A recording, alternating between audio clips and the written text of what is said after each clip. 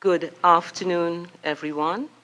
I would just like to welcome persons present here and the viewing and listening audience to this second public hearing on the inquiry into the efficacy of Trinidad and Tobago's cultural diplomacy and opportunities for strengthening its cultural and tourism products. This meeting is being recorded and will be broadcast on Parliament Channel 11, Parliament Radio 105.5 FM, and the Parliament's YouTube channel, ParlView. I would also like to advise participants of the following guidelines: that any questions or comments should be made through the chair, that for both members and witnesses, you are asked kindly to activate your microphones when recognized by the chair and to turn it off when you're finished speaking.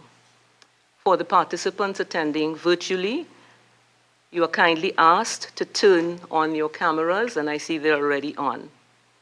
I would just like to introduce the members of the committee. I am Dr. Maria Dillon Remy. I'm the vice chair of the committee and the chair for today.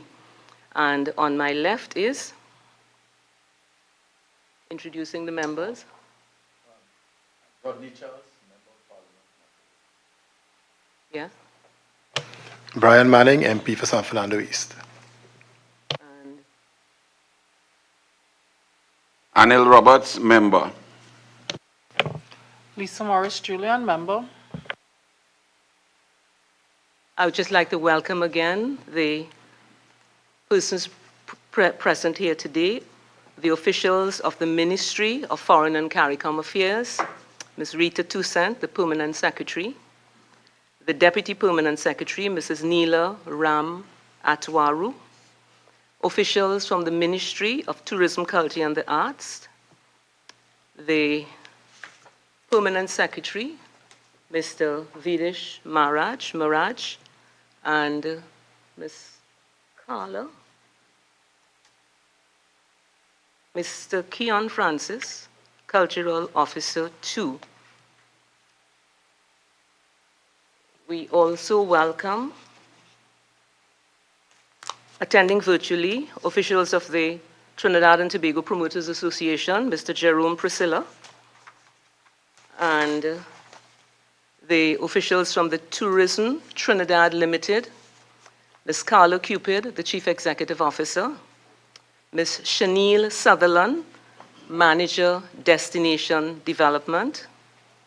We also welcome members of the Tobago Tourism Agency Limited, Mr. Philip Robinson, Interim Chief Executive Officer, Mr. Jesse Taylor, Cultural Officer 2, Tobago House of Assembly, Division of Tourism, Culture, Antiquities and Transportation, officials of the Pantron Bago Incorporated, Mrs. Beverly Ramsey Moore, President, Ms. Denise L.J. Hernandez, Secretary, officials from TUCO, Trinidad Unified Calypsonians Organization, Mr. Ainsley King, President, Mrs.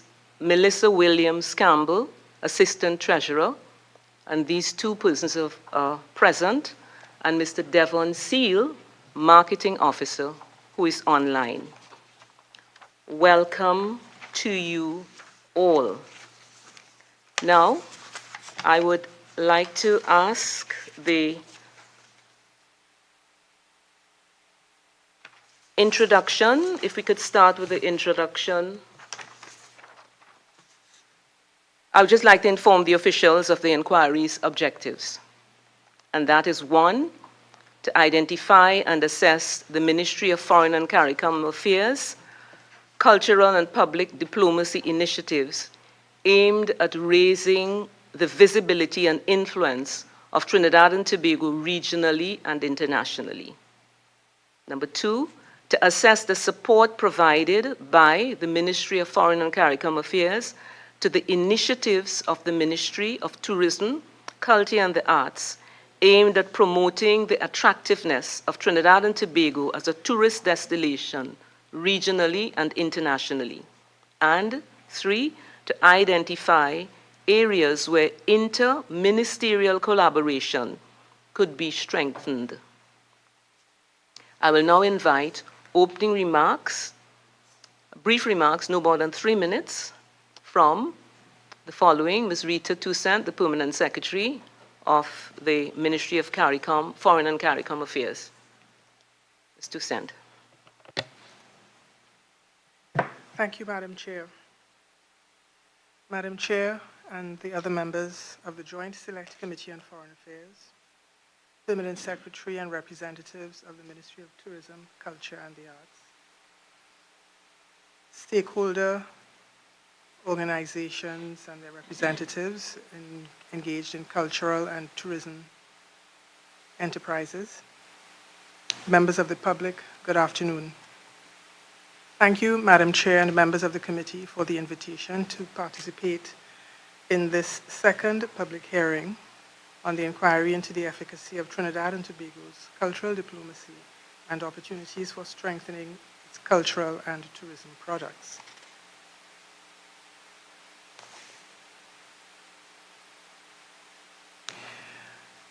The Ministry of Foreign and CARICOM Affairs engages in cultural diplomacy in a range of circumstances to develop, foster, and deepen relations with new and traditional partners in the promotion of Trinidad and Tobago and generally in furtherance of the country's objectives in different spheres. In nurturing these relationships, opportunities are created and pursued for the promotion of Trinidad and Tobago's tourism and culture products, as well as for cooperation with our partners. I hope that during the course of this afternoon's exchange, the Ministry is able to assist in this part of the inquiry to provide greater understanding of its role in creating opportunities for strengthening Trinidad and Tobago's culture and tourism products. Further, Madam Chair, given that today's meeting will include practitioners in the cultural and creative sector and representative organizations, I anticipate that innovative and sustainable ideas will emerge that would help to inform all pertinent parties regarding practical approaches to synergies that can be pursued. Thank you, Madam Chair. Thank you, Madam PS. Could we now hear from PS Videsh Maraj?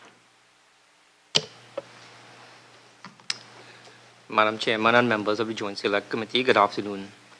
The Ministry of Tourism, Culture and the Arts is pleased to be here today to further address the efficacy of Trinidad and Tobago's cultural diplomacy and opportunities for strengthening its cultural and tourism products. The assistance provided by the Ministry of Tourism, Culture and the Arts to stakeholders is far-reaching. Our grants and sponsorship programs, as well as cabinet-approved subventions, enables us to provide support to artists, entrepreneurs, and industry associations in the production of high-quality outputs. The Ministry of Tourism, Culture and the Arts is deliberate in its efforts to foster the relationship with cultural organizations, state enterprises, and other ministries, while partnering with an increased number of private sector organizations. As we seek additional ways to develop and promote Trinidad and Tobago's rich and diverse culture, such that it transforms the social and economic context of our nation, we look forward to today's discussion and recommendations from the committee on ways in which we could employ cultural diplomacy to further strengthen our nation's cultural and tourism products. Thank you, Madam Chair. Thank you so much, PS. Could we now hear from Ms. Carla Cupid, the Chief Executive Officer of Tourism Trinidad Limited?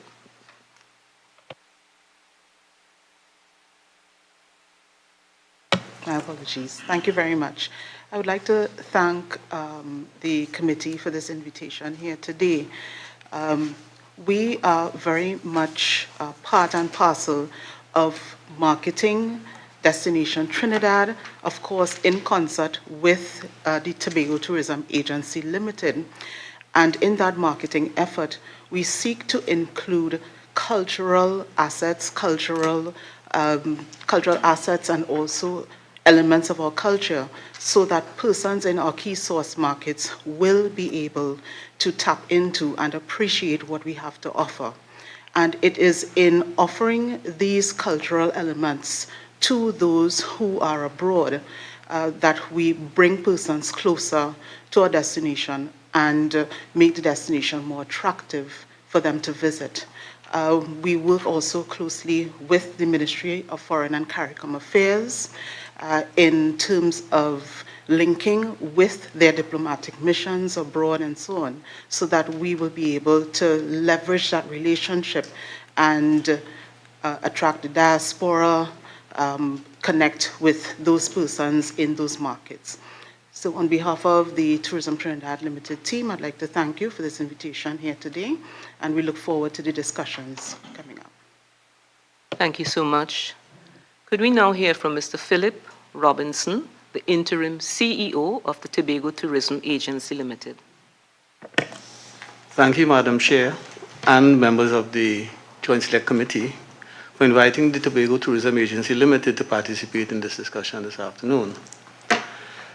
After the dissolution of the Tourism Development Company Limited, by minute number 416 of March 9th, 2017, Cabinet agreed inter alia to the establishment of a tourism destination marketing and product development company in Trinidad and a similar entity in Tobago.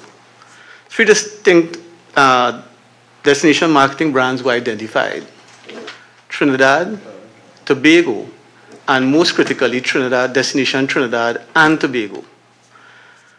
The Tobago Tourism Agency Limited, TTAL, was established by the THA in 2017 as a wholly owned private limited liability company. And the core mandate is to lead the redevelopment of the island's tourism product and the marketing and repositioning of Tobago as a premier island destination founded on the principles of sustainable development. Of the four pillars in support of TTAL's mandate, the one most relevant to today's topic is people, culture, and heritage.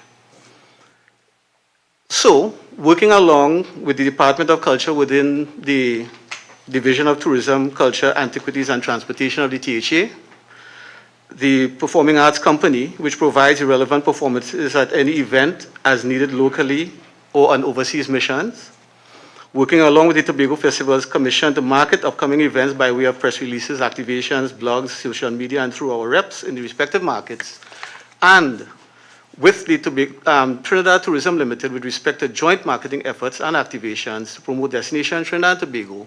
This is how the agency promotes and contributes to the efficacy of Trinidad and Tobago's cultural diplomacy. Thank you. Thank you so much, Mr. Robinson. Could we hear now from Mrs. Beverly Ramsey-Moore, President of Pantron Bago? Thank you very much, Madam Chair.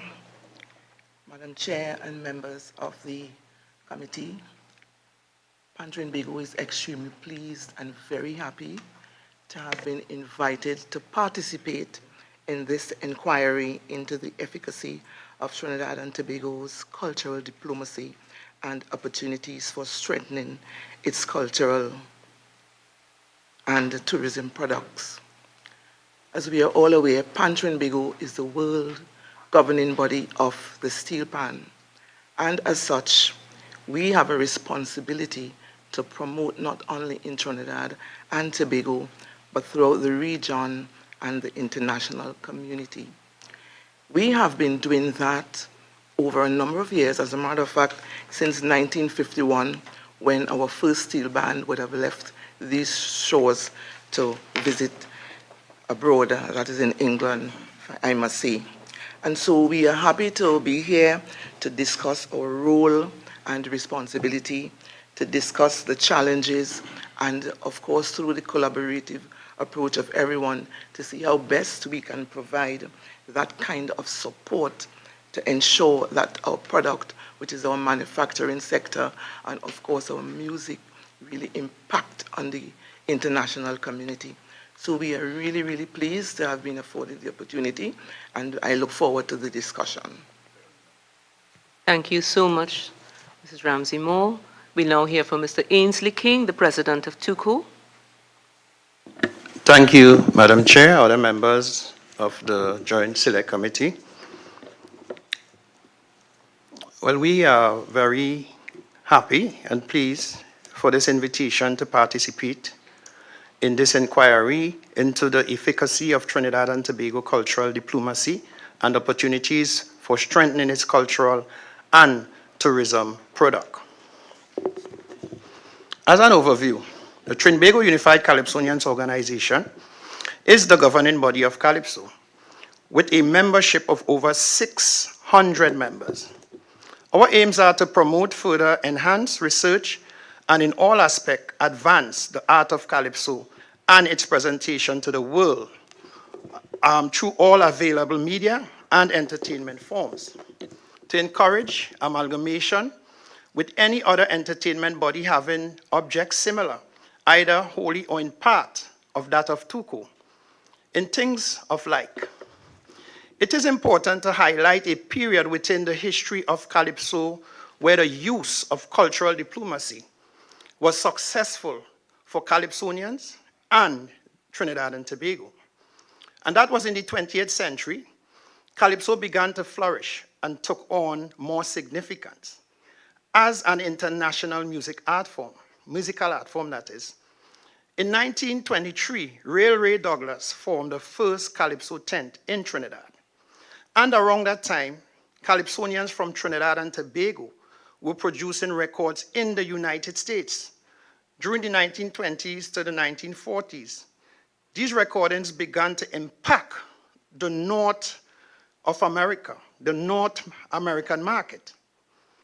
The Calypsonians at that time were Sir Galba, King Radio, Roaring Lion, Dictator, Growling Tiger, Invader, Attila the Hun, Duke of Iron, Executor, and others. The works of these Calypsonians received heavy rotation on US radio stations from the East Coast to the West Coast. As a result of this, they were able to influence a lot of high-profile film stars and foreign artists to record and sing Calypso. In 1945, the Andrews Sisters remade the Lord Invader Rum and Coca-Cola, taking it to #1 on the American chart. This period was a period in which Calypso, through cultural diplomacy, was very successful and has contributed to making our Carnival celebration over the years one of the biggest cultural wonders of the world. To date, Calypso is more widely known outside of the diaspora globally, while most of the subgenres are recognized and celebrated mainly amongst the diaspora. These early pioneers paved the way for likes of Lord Kitchener, Lord Melody, Lord Blakey, Mighty Terror, Spoiler, Sparrow, amongst others, who facilitated the golden era of Calypso from the 1950s to the 1970s. The present executive of TUCO has been formed 1 year now. We hit the ground running after elections, identifying all the challenges that were before us. To name some of the challenges, Calypso, up to recent, needed more visibility. And there was need to devising ways to create more interest in Calypso. We also recognize that Calypso cannot just be based on competition. Again, we also recognize that in order to facilitate expansion, we have to put our vision on Calypso globalization. Hence the reason I'm pleased to announce today that our theme for 2025 is Calypso globalization. And our first collective attempt to use cultural diplomacy is to stage a Calypso event on the 2nd of September at the Apollo Theater in New York. And again, I am very grateful on behalf of the Trinbago Unified Calypsonians for this invitation, and we look forward to this discussion, and we hope that at the end of the discussion that we all end up in a better place. Thank you. Thank you so much, Mr. King. And we will just have the last presenter, Mr. Jerome Priscilla, President of the Trinidad and Tobago Promoters Association. Could we have your opening remarks, please, Mr. Priscilla? Good morning, everyone. Thank you very much, Madam Chair. I represent two entities this morning. the president of the Trinidad and Tobago Promoters Association, but I'm also representing those artists under the Soca genre, as they don't have an official entity that represents that body itself.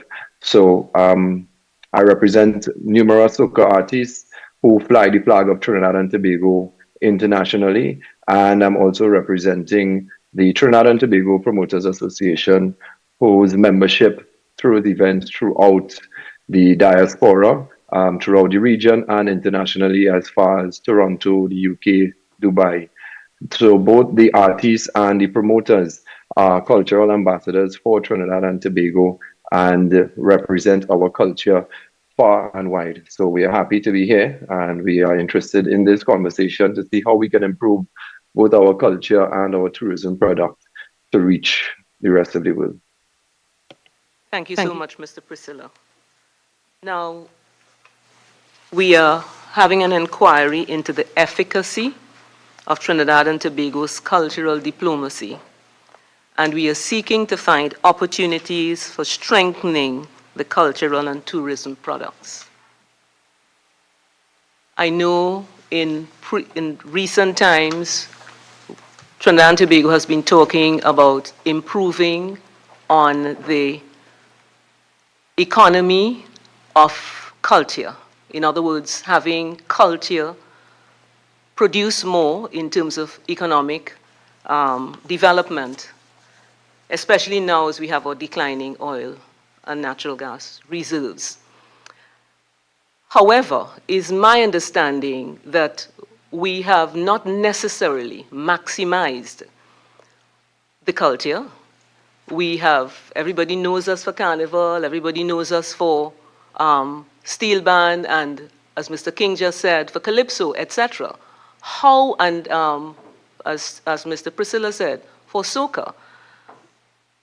However, opportunities for strengthening the products, I think it's extremely important, because we have all these areas and entities, and the question is, how well are we doing with them in terms of the Trinidad and Tobago's, not just diplomacy, because you don't want diplomacy just for diplomacy's sake, but knowledge and also bringing back returns for us in Trinidad and Tobago.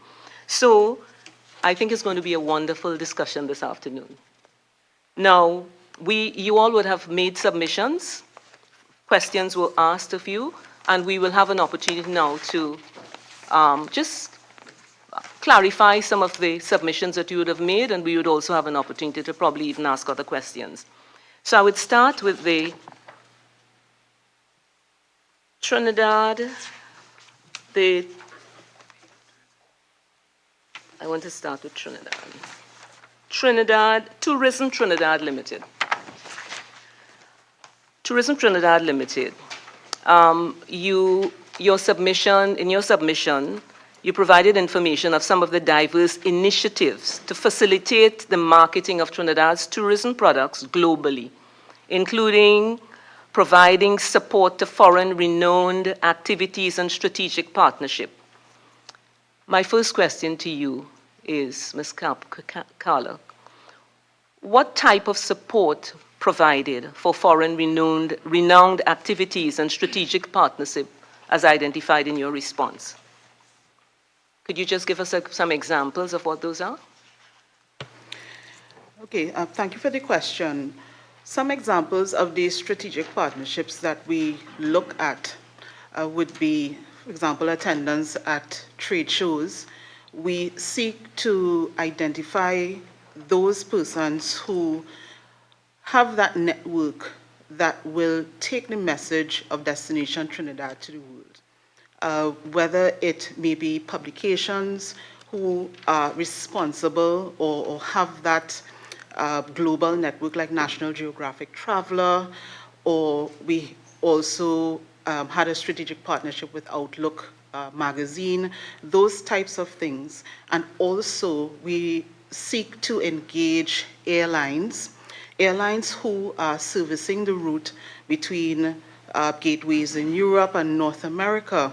They also have an excellent network when it comes to their online and digital publications and so on. So through these networks, we will seek to share about the destination, provide them with profiles of the destinations. So persons like travel agents, persons like tour operators will be able to access that type of information.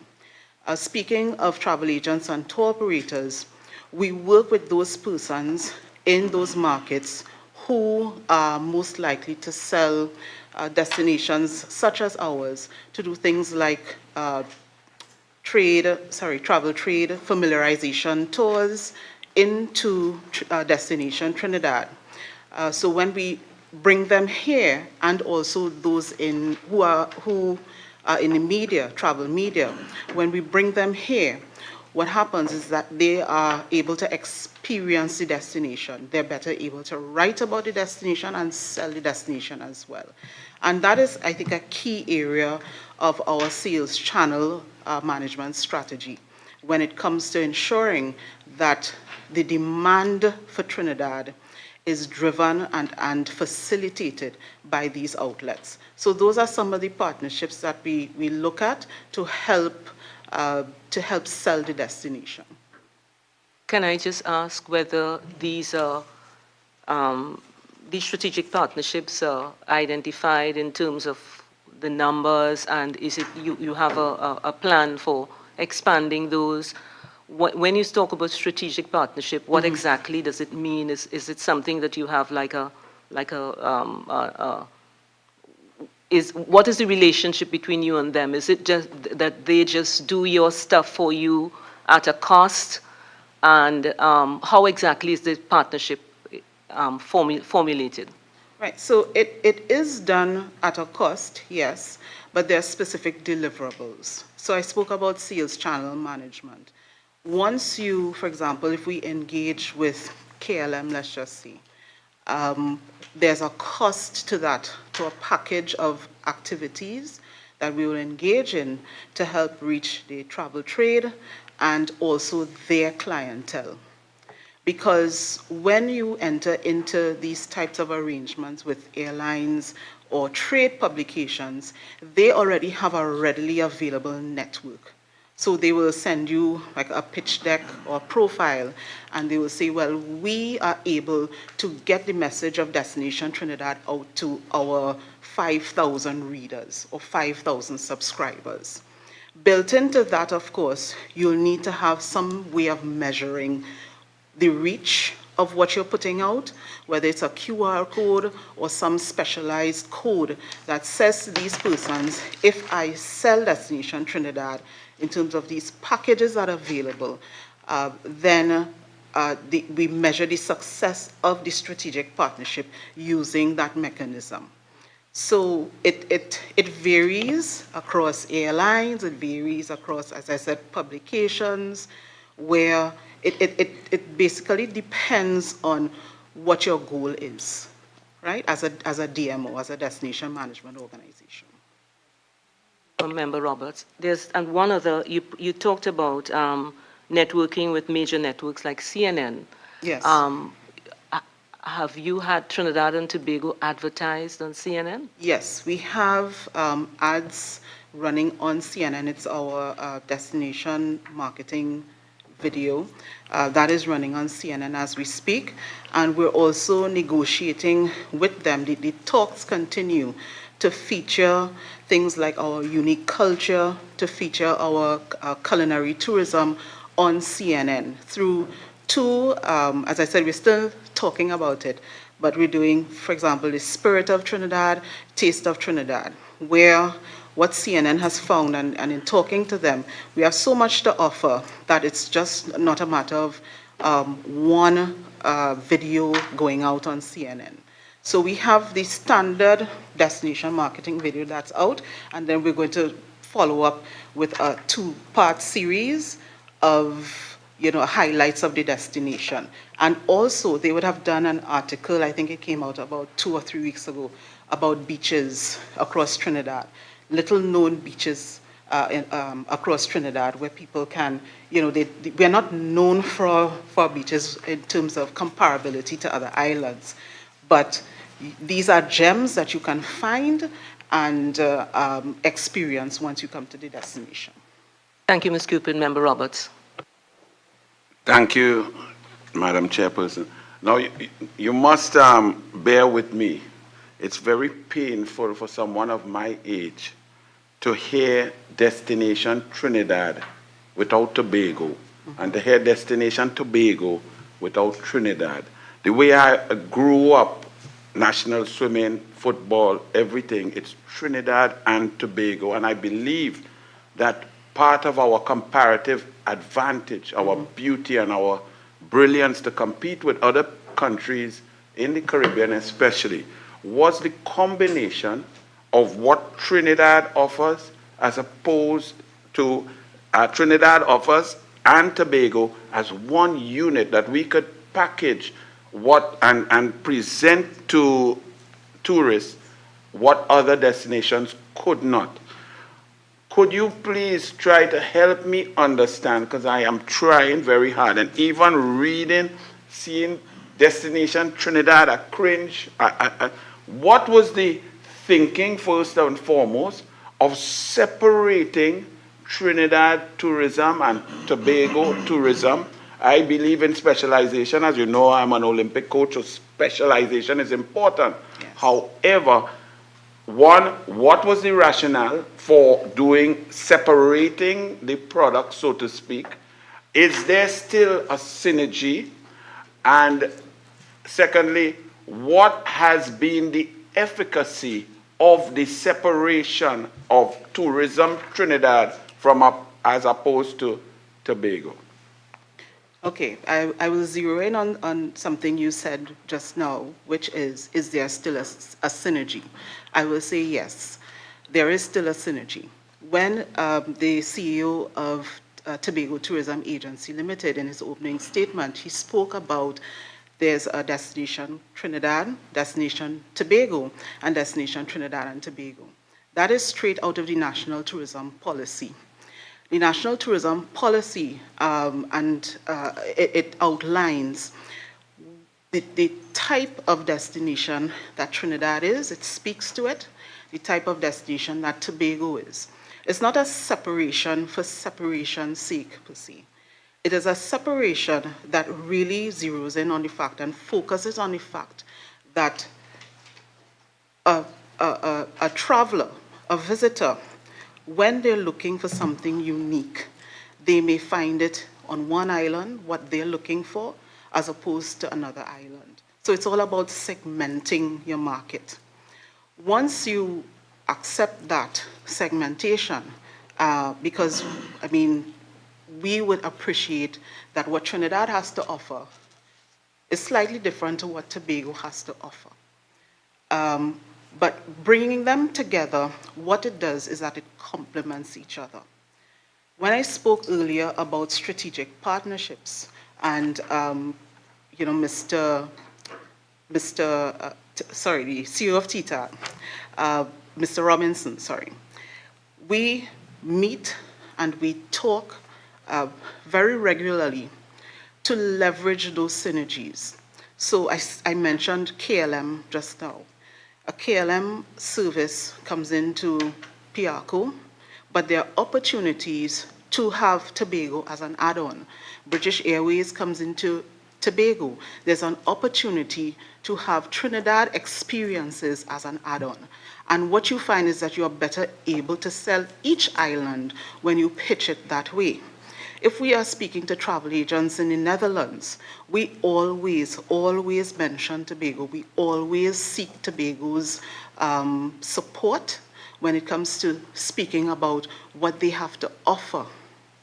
We always seek their support when it comes to mentioning, listen, their travel agents, their tour operators are readily available to sell experiences on the island of Tobago. We believe that rising tides lift all boats, so there's no separation for separation's sake. Yeah? Thank you. It seems to me that you've just made a case against the new policy for tourism, because what you're basically saying is that for decades we had it right. That Trinidad and Tobago, the synergies together, what we can package, how we can excite people, that's the way to go. So hearing your answer and your response, it leaves me more confused as to why we separated. However, could you give me some stats, some figures, some numbers of arrivals? Maybe you will only have the numbers for Trinidad now, and I'll have to ask the Tobago company about arrivals to Tobago. What have you seen since the separation of these two entities? Have you seen an uptick in arrivals? What's the raw data? In terms of visitor arrivals to both Trinidad and Tobago, it would be remiss of us if we don't, of course, check or monitor arrivals to Tobago. Because as I mentioned before, if you have arrivals into Tobago, Trinidad can benefit. You have arrivals into Trinidad, Tobago benefits. So what we have seen, and of course I mentioned as well that Trinidad and Tobago, they have different offerings. What we have seen is a steady growth across both islands. Of course, again, segmentation is important and understanding source markets are important. When it comes to the island of Tobago, there is more affinity for European travelers to visit that island.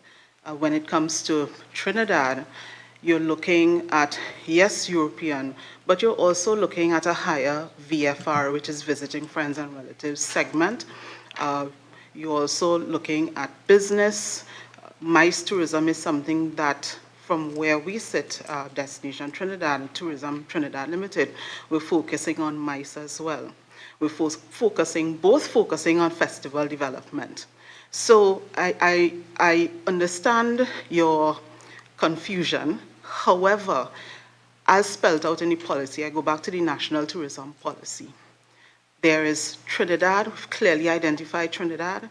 There is a product called Tobago, experiences in Tobago, but there are numerous opportunities to sell them together. Member Roberts, one more, Just and one then, more. Yes. and then yes, Member, Well, Member Manning. I don't know if Ms. Cupid got the question. I wanted some raw data. For example, 2014 arrivals, international arrivals into Tobago was 97,000. Then by 2017, that had diminished to 18,000. I won't include COVID because COVID went down to zero.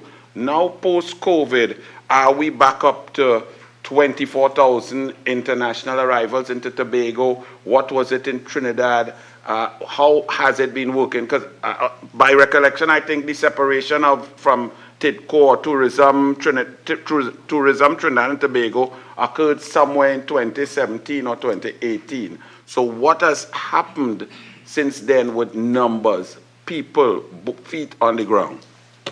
Okay, so in terms of the data that you're asking for, the raw data, that is something that we'll happily present to you in writing. Yeah? Yes, to the committee. we will have that for both Trinidad and for Tobago. That's fine, we have that available. Thank you. We have Member Manning. Hello, good afternoon, Ms. Cupid. Hope all is well. You were speaking earlier, and I do understand the need for a separation between Trinidad and Tobago in terms of tourism product, because of course both products are different. And if we have emphasis on the two, hopefully, as you say, a rising tide lifts all boats. One of the differences between Trinidad and Tobago is that Trinidad is the business conference capital of the region. We have more business conference square footage than I think any other island within CARICOM. Is there a specific target in terms of driving more business tourism to Trinidad? Also, you said earlier that we were doing something with CNN. I'd like to ask why CNN? Was there a specific reason why you chose CNN for that kind of advertising? In terms of CNN, or choosing CNN, we felt that CNN as a network had the type of reach that we're looking for, a broad reach. One of the things that we're focusing on is really amplifying or increasing the awareness of Trinidad as a tourism destination. I think that is important. Committee member Roberts spoke about the increase in arrivals and so on across both islands. One of the things that you have to start with is building awareness of the destination across numerous markets, right? So that once you put out your content, people get to know what you have to offer. It's a broad market strategy. So it's a broad market Understood. strategy, yeah, where CNN is concerned. Yeah? Thank you, You finished, sorry? No. The business tourism Right. question. In terms of, sorry about that, in terms of the business tourism, we are focused in this fiscal and certainly beyond on growing the MICE tourism market, that is meetings, incentives, conferences, and exhibitions market. In growing that market, what we realize, and the reason for growing that market, is because we realize that once you have a conference, you are able to attract, or once you highlight yourself or promote yourself as a meetings hub, you have the ability to attract at any one event 150, 200 persons. What we're going for, of course, is not a large scale type of conferences like a Chicago will have. What we're going for is small to medium conferences.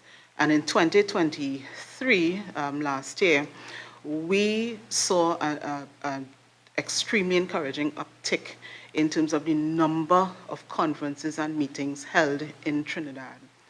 And Tourism Trinidad Limited played a key role in facilitating those conferences, ensuring that the participants at those conferences were welcomed with whether it's packages, whether it's facilitation services at Piarco International Airport, in some cases transportation, depending on if the conference had an element where you are able to have a booth or hospitality space, we would have provided that as well. And all of that goes into aiding conference attendees to saying, listen, this is a destination I could possibly come back to. I could come back for a longer visit. And one of the major benefits of business tourism Correct. is that it's non-cyclical business. Unlike sun, sea, and sand, Yes. it's year-round. Yes. Thank you so much. Charles. Thank you very much, Ms. Cupid. Don't think that we are on you this afternoon, but it's the nature of the thing. I've heard about Destination Trinidad and Tobago. And in response to Member Manning, you indicated that we are looking at the business market sub-segment.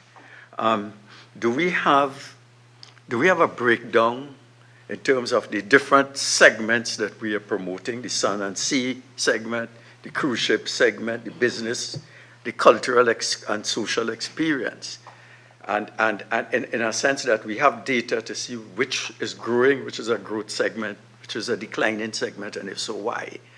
And the second question I'd like to ask is, what is the overall vision for tourism in Trinidad and Tobago? I'm reading here that according to the UNWTO, and I take that to mean the UN World Tourism Organization, annual expenditure in inbound tourism in Trinidad and Tobago accounted for 2% of the country's gross domestic product, that is in 2019.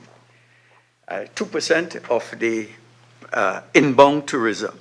Do we have an idea, in the context of the fact that declining revenues from oil and gas, and we are looking at diversifying, and tourism must be high up on the agenda. What is the vision? 10%, 8%, and the annual growth rate in the context of the segments that you have identified?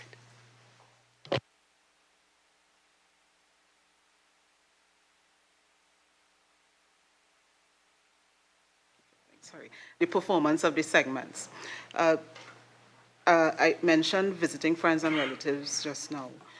When you're looking at the segments and how we measure visitor arrivals, the VFR segment accounts for 31% of our arrivals. Then there's leisure beach vacation that accounts for 28%, business convention 12%, and then you have other types of tourism, comprising the other segment. So when we're looking at a strategy for tourism, and we would have just completed our strategic plan, we are focused on some key areas. I mentioned MICE. MICE is one of them. There is also the diaspora and VFR marketing. There's festival development, and there's sport tourism.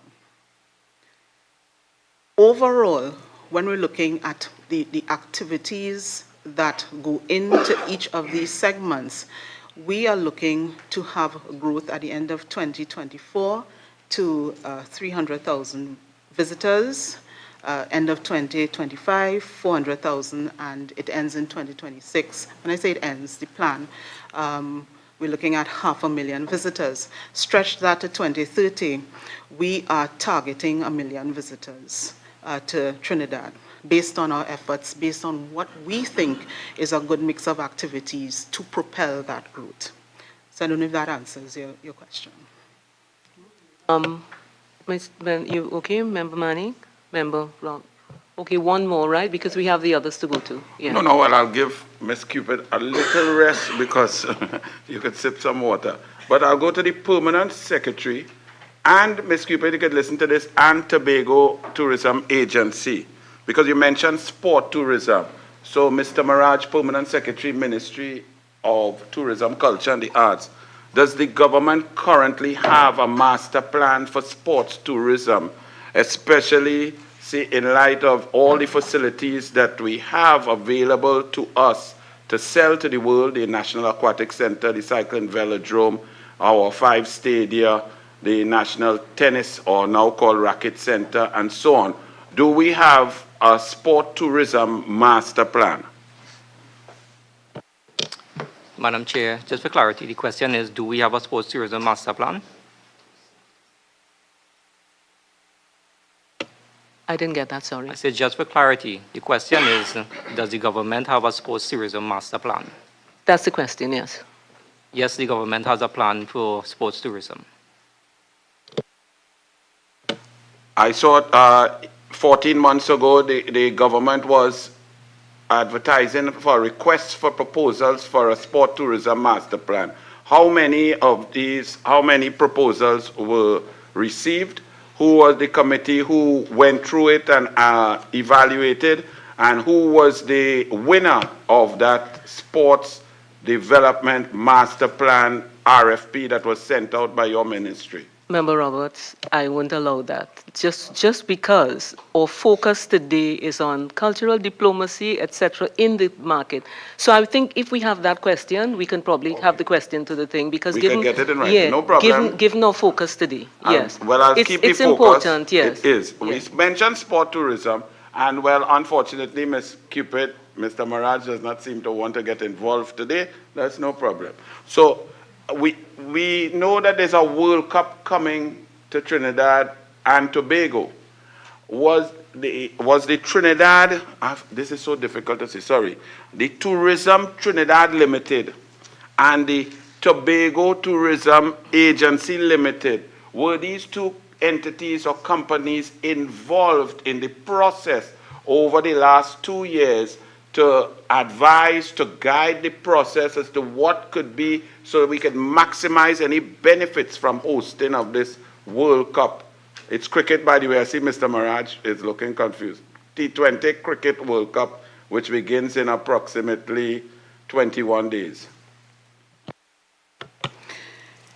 I'll answer that by saying that Tourism Trinidad Limited and Tobago Tourism Agency Limited are both members of the local organizing committee. The local organizing committee, of course, comprises other agencies, and we all meet to ensure that the event that you spoke about, the World Cup, coming up, that we maximize our ability to use that global audience to market both islands. unfortunately, maybe I was not clear. The local organizing committee was set up after the bid was awarded, after the packages were sought, after we were given what we were given. My question is, not having been given what you're given, since you are the experts and you would understand, you want to bring awareness to the destination, you want the largest amount of eyes on Trinidad and Tobago, that were you all involved before Trinidad and Tobago, in Trinidad and Tobago's creation of a package to put to the Cricket West Indies? Were these agencies involved? Was your input sought, consultation? What should we be looking for? What sort of teams? What would encourage our diaspora to come home? Who has the greatest contribution to make to come to Trinidad to benefit, to spend money? Were you all involved before, not now as the local organizing committee, beforehand in order for our government to bid and choose a package? In terms of our involvement before that, that is not something that I can speak to at this point. We will happily provide it in writing, though, yeah, in terms of what went into the bid and so on. All right, thank you. Well, we'd like to. Yeah. But that's very. Give me 2 more questions, Chairman. Because I think we want to go. We want to go to the Tobago Tourism Agency Limited. What? Because remember, we have another 3 to go. No, I agree. But Yeah. Tobago could also answer that. But I wonder if it's the same thing that Tobago was just told that this is what we have. Let's market this for the World Cup. Madam Chair, through you, Member Roberts, I would be in the same situation as my counterpart from TTL with respect to that. We would have to provide such a response in writing later on. Now, Madam Chair, this is very important because we have specialized. These people here are experts in marketing, in understanding Trinidad and Tobago's destination, in building awareness. And I would think that these would be the people who, if we are going to host a major global event, would be the ones to chart the course, to build the package, to say what we want to achieve. And here it is, I'm seeing that they were only told and informed after the decision was made. And that, if we are looking for efficacy, yes, efficacy would mean that the brightest and the best, the experts, begin and get an opportunity to serve at the beginning rather than being handed something. This is why we have Uganda versus Papua New Guinea at a $6 US. I don't think we're going to get awareness from that. I think what they said was that they'll provide the information for us as to what the involvement would have been before and up to now. The point Member Roberts was making about the synergies between Trinidad and Tobago, I think is very important. Because I remember when I was at CPL in last year, it was Trinidad Tourism Limited that was advertising, etc. And I was concerned because I'm from Tobago. Where is Tobago? And I think finally I saw the last 1 or 2 matches Tobago was present. But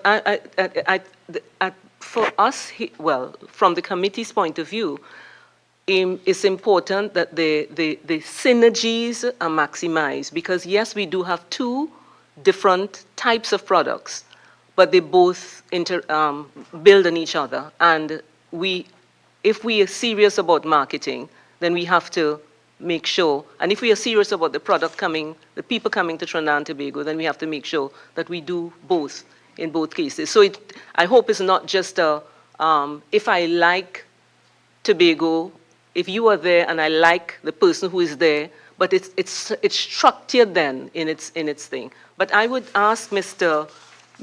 Robinson, in your presentation, we are talking about one of the things you mentioned was that one of the challenges you talked about regional international promotion of cultural products. And you mentioned that our culture rarely gets huge platform to be showcased. That's I suppose Tobago's culture rarely gets a huge platform to be showcased. And would you like to prefer what may be some of the factors contributing to the challenge of showcasing the cultural products of Tobago on the world market? Thank you, Madam Chair. Before responding to the question, I would just like, if I may, to just address a couple issues that came up through Member Roberts' query regarding the separation of the destinations, and as well Member Charles with respect to the strategy. I think it was his strategy. In order to understand what synergies were required or what synergies were recommended, we have to go back to the Cabinet Minute. And there were certain recommendations in the Cabinet Minute which suggested that the agencies do not operate in isolation, that the respective boards should meet, and there were recommendations that the respective boards should meet at least once every 3 months, that there should be collaboration in terms of infrastructure, in terms of the various activations and so on that the destination Trinidad and Tobago would want to embark on. And that there should be an MOU, which would really outline what the nature and the arrangement of the relationship or collaboration between TTL and TTAL would be. Now, we know this because Ms. Cupid and I had to go back to the Cabinet Minute in order to try to understand what the nature of the relationship should be, because we had a tremendous concern that we would not be able to promote Trinidad separately as a destination and Tobago separately as a destination, where all over the world, if you do a search, you find Trinidad and Tobago. And one impacts and impinges on the other, and it can lead to a certain degree of confusion on the outside. So we went back to the Cabinet Minute, and we were able to discover this and try to then chart the way forward in terms of what shape the relationship should take. In terms of Mr. Charles's query with respect to the strategy, we come up with a number of master plans. We heard about the sport for sport. We're speaking about culture, the efficacy of the cultural today. But we have a tourism policy, but we do not have a tourism master plan or destination plan for Trinidad and Tobago. What we have done at TTAL is that we have commissioned a committee to develop a destination plan for Destination Tobago, a destination management plan. On what we propose to do would be to look at best practice around the region and other similar destinations to Tobago. And we are taking up a pretty academic approach to it, in that it should be data-driven, it should be research-driven, and it shouldn't be based really on how we as a people feel and how we feel it should be. Also, it is meant to engage all of the stakeholders in Tobago, private, the administration, the relevant administration, the divisions and so on, the divisions within the administration, and the communities, who are critical in terms of the overall process, because the whole issue of tourism impacts on them in the final analysis, and it is to their benefit. So we have commissioned that committee, and the committee is currently working to develop the framework for that destination management plan. But then, where is that in the context of an overall destination management plan for Trinidad and Tobago? So I just wanted to speak to those two issues before asking you to please repeat the question that you posed to me. Okay, so before I ask that question, is it that you are recommending that there should be this overarching plan for both agencies or both islands, one country? Yes, one country. Just asking the permanent secretary whether that is something in tourism whether that is something that is being considered right now? Yes? Thank you, Madam Chair. Just for clarity, the tourism policy is the Trinidad and Tobago tourism policy for the period 2021 to 2030. It's a policy that covers both islands. Now, the entities, recognizing the separation with the entities, they were supposed to develop their implementation plan coming out of that policy. But it is something that we could look at, given if the entities have not already prepared the implementation plan in terms of harmonizing and creating one overarching master plan then. Okay, I think that's what's being asked But for. can I just ask Mr. Maraj, practically, Mr. Maraj, for example, we have the World Cup, right? It's a big thing, marketing, Trinidad and Tobago, culture, pan, music, food, lime, soca, everything. And here it seems that the tourism people, maybe including yourself and your ministry, the Tourism Trinidad and the Tourism Tobago agency were left out. For example, if we have a package, we know that in between games there's normally a layoff of about 3 to 4 days. Had we had that synergy, togetherness, and moving forward, we could have known that the teams could have gone to Tobago to train in the Dwight York Stadium, put a line around, make a pitch, get some of the men to put there so that they could go and spend money, travel to Tobago, spend money in the hotels, train, eat Tobago food, go to the lovely beaches and so on, and really maximize benefit. But it seems that with this, we have several entities doing different things, and there's no synergy. So where we were once Trinidad and Tobago tourism, it now seems that we have to try to have a meeting to see where we could go forward. It seems disjointed. How can we improve that? Madam Chair, may I ask for clarity on the question because a lot was said? Madam Chair, through you, it seems that the Trinidad and Tobago tourism policy as implemented by separate units for Trinidad and Tobago while also having a Ministry of Tourism, there seems to be a lack of synergy, communication, coherence, and work moving forward. We seem to be working in a disjointed manner. Do you agree with this? Or can we, remember we're talking about the efficacy of moving culture forward and advertising our culture and our people. Do you think that this is working well, or should we do something to pull it all together to get all brains heading in the same direction? Madam Chair, as I said, the policy is for the Republic of Trinidad and Tobago. It covers both islands. There are specific entities that are tasked with specific tasks. The Trinidad tourism entity is tasked with marketing Trinidad, as well as the Tobago entity is tasked with marketing Tobago. Both entities meet and they collaborate with each other. I am not aware that it's a disjointed effort. Both islands are focused on their unique product and their specific niche. Okay, just before you, Member Manning, sorry, this question came from the public, and the question asked, can the Ministry of Tourism advise which agency is responsible for marketing destination Trinidad and Tobago, given that Trinidad Limited and TTAL are responsible for marking each island? That's just a question by the public.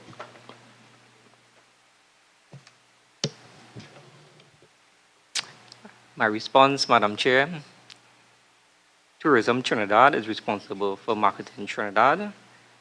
Tobago Tourism Agency is responsible for marketing Tobago. The Ministry of Tourism, Culture and the Arts has overarching responsibility for the tourism product in Trinidad and Tobago. All right, Member Manning. Yes, thank you. This question is directed towards Tobago. And it's in keeping with my earlier conversation. We were talking about different types of businesses would be attractive to each island. Business tourism, for one, in Trinidad, and then we have sun, sea, and sand tourism also in Tobago. And the reason I'm focusing on that is because these tend to be non-cyclical businesses. The challenge with sun, sea, and sand is that during the winter months in both the US and Europe, you tend to see a spike in activity. in terms of travelers to Trinidad and Tobago. How can we smooth out some of those spikes by having non-cyclical businesses that attract tourists year-round? One of the things that I've looked at Tobago, and I think is something we could look at, is health tourism. Trinidad international business is built on competitive advantage. The competitive advantage of Trinidad and Tobago is that we actually produce healthcare professionals. And if you look at the US and Europe, you have people from those countries going to other countries for healthcare. I mean, it's a multi-trillion-dollar business in terms of healthcare tourism. Do we have a policy, or are we considering non-cyclical businesses for both Trinidad and especially in Tobago, seeing that this would be, I say, a stronger form of tourism in terms of generating revenues and employment for our people? I hope that question wasn't too convoluted. Not at all, Member Manning. Thank you very much for asking it. In my opening comments, I would have indicated that there are really 4 pillars currently that support the mandate of the Tobago Tourism Agency Limited. Those 4 pillars are sea and beaches, the obvious, which you would have referred to. Ecotourism. Tobago has the oldest rainforest reserve in the Western Hemisphere.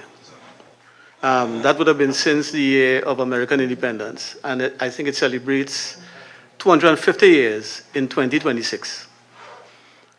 We also have, as well, a number of reefs. So there's a biosphere reserve, which is one of about 16 or 17 in the entire world in the northeastern part of Tobago. And it incorporates the main ridge, and as well certain reefs around the coast and the communities in the area. So there is that aspect. There is also romance and weddings, and as well people, culture, and heritage. So those are the 4 pillars that we currently focus on. We are evaluating the stage of the life cycle of those pillars through the destination management plan. And we are also looking into, as you mentioned, wellness tourism as an option. Thank you. And as well, sport. Yeah. So all of those are being evaluated and considered in the destination management plan that we have embarked upon. Thank you so much. Charles. Thank you very much, and this is directed to Tobago Tourism Agency Limited. Tobago is such a beautiful island, with certain unique characteristics that would excite tourists from various market segments in the first world. Why, in your view, what are the limiting factors in making Tobago the ideal, the Crusoe, the Robinson Crusoe Island that it ought to be globally? I have heard Tobago described as the best kept secret, or the jewel of the Caribbean that nobody has yet discovered. And it is a very, very beautiful island. One of the major issues that we have in terms of really building our visitor arrivals to Tobago is the whole issue of airlift. Now, one has to take a flight from perhaps Germany. Well, we get a direct flight with Condor once per week into Tobago. With respect to BA, we get a direct flight once per week out of the UK into Tobago. However, those flights come at a cost. So it is not that they fly, as the KLM flies, I think, to Trinidad several times per week, and BA also flies to Trinidad several times per week. In our case, we are at the end of the island chain, just before Trinidad, before you hit South America.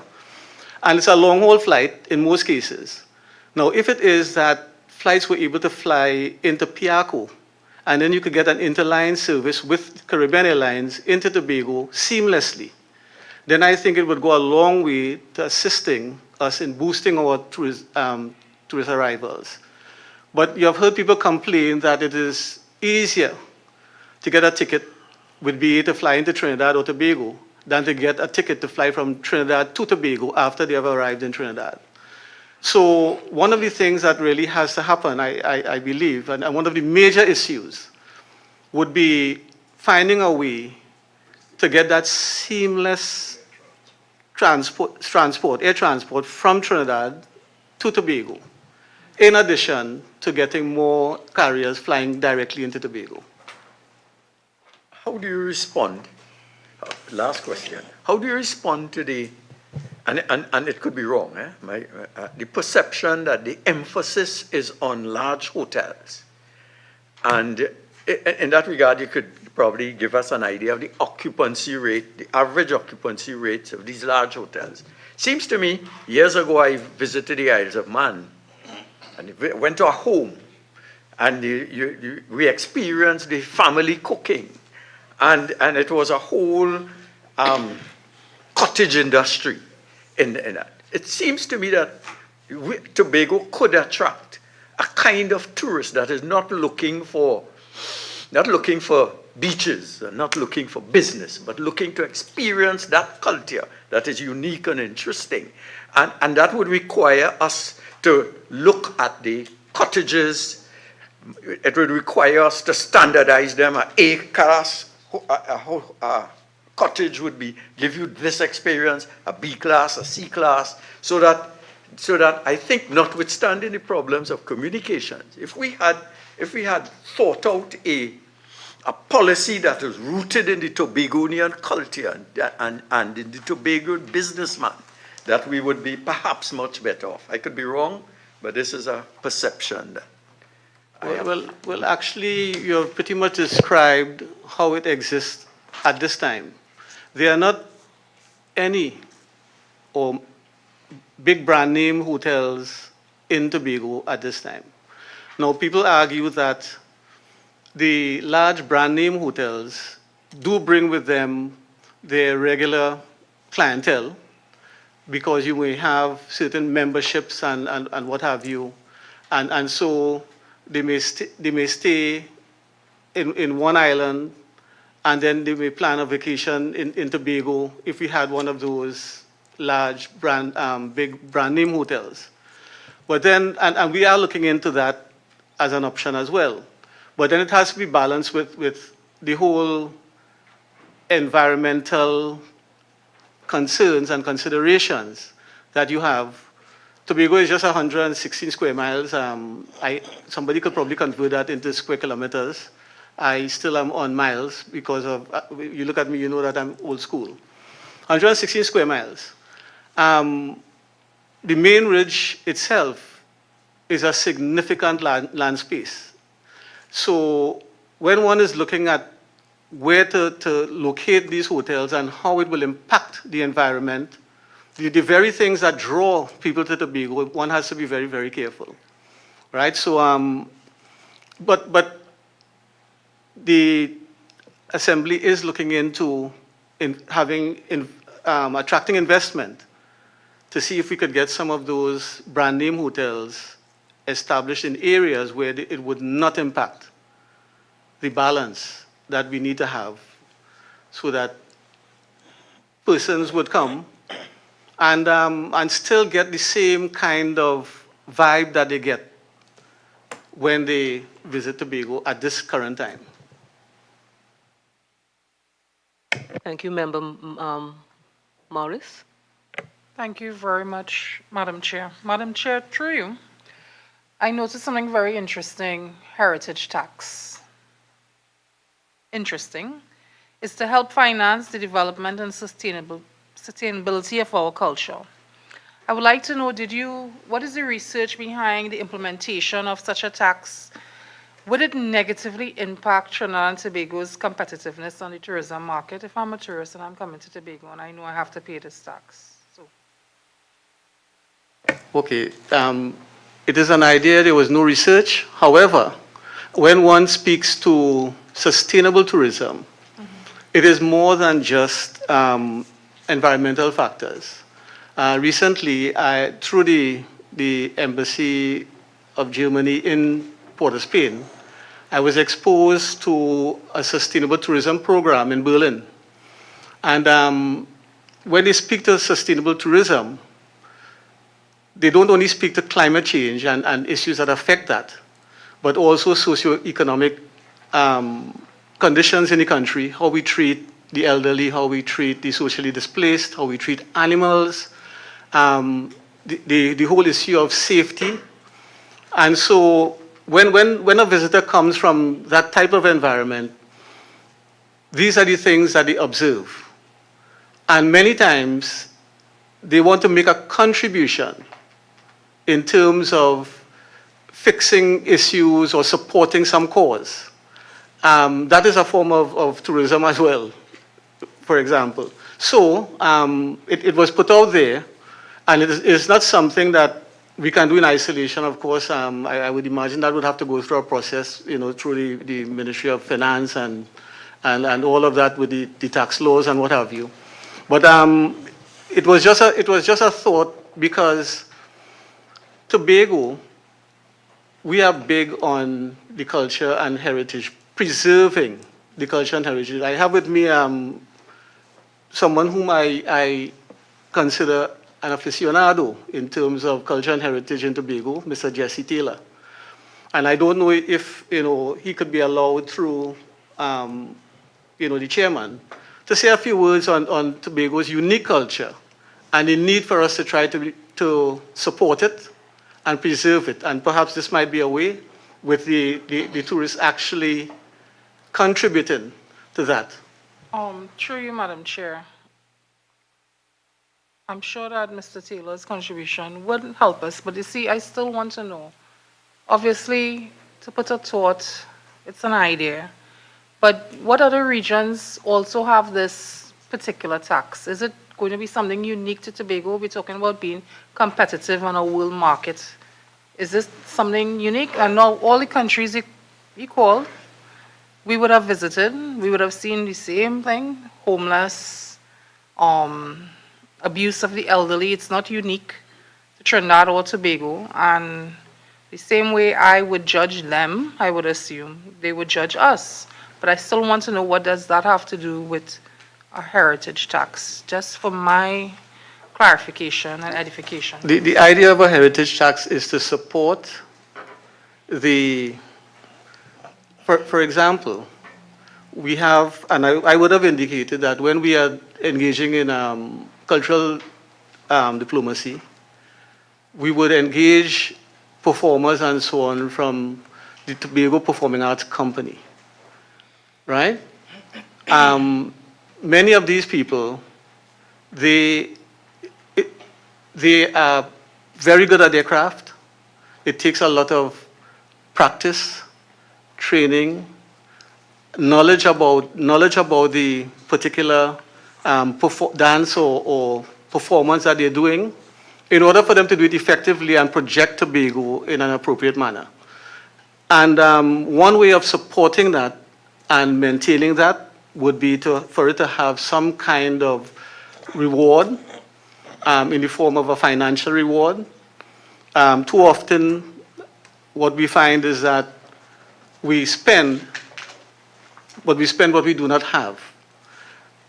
I can say that from my experiences and from information that I would have gleaned through the Sustainable Tourism Program, visitors are often prepared to support the culture, the way of life of a particular destination. And this may be a way of doing so. It may, if you're thinking that it may add to the burden of the traveler in terms of the financial burden, it does not have to be something onerous. Madam Chair, just one last clarification. Is there any other country with a similar tax as? Member, I'm not aware. Okay, thank you. Yeah. Thank you, Madam Chair. One question for Mr. Robinson and then one for Mr. Maraj. Mr. Robinson, you said there's difficulty in getting people from Trinidad to Tobago. My recollection, back in 2014, during July and August, over 642,000 Trinidadians would go across to Tobago and stay an average of 5 days, and they would utilize the air bridge and sea bridge. At that time, the air bridge would work for approximately 20 hours per day. Has that changed? What is causing the problem that you're experiencing with getting movement back and forth via air bridge to Tobago? Well, currently, there are not as many as 20 flights per day. I recall they're even having something called a red-eye flight, which would have been somewhere around close to midnight or something of that nature. I think flights now end somewhere around 8 p.m. or that kind of time, so that there are not as many. There may be about 12 flights per day. So the uptake of passengers from in either direction is lower. But that's a matter that certainly Caribbean Airlines would have to answer to.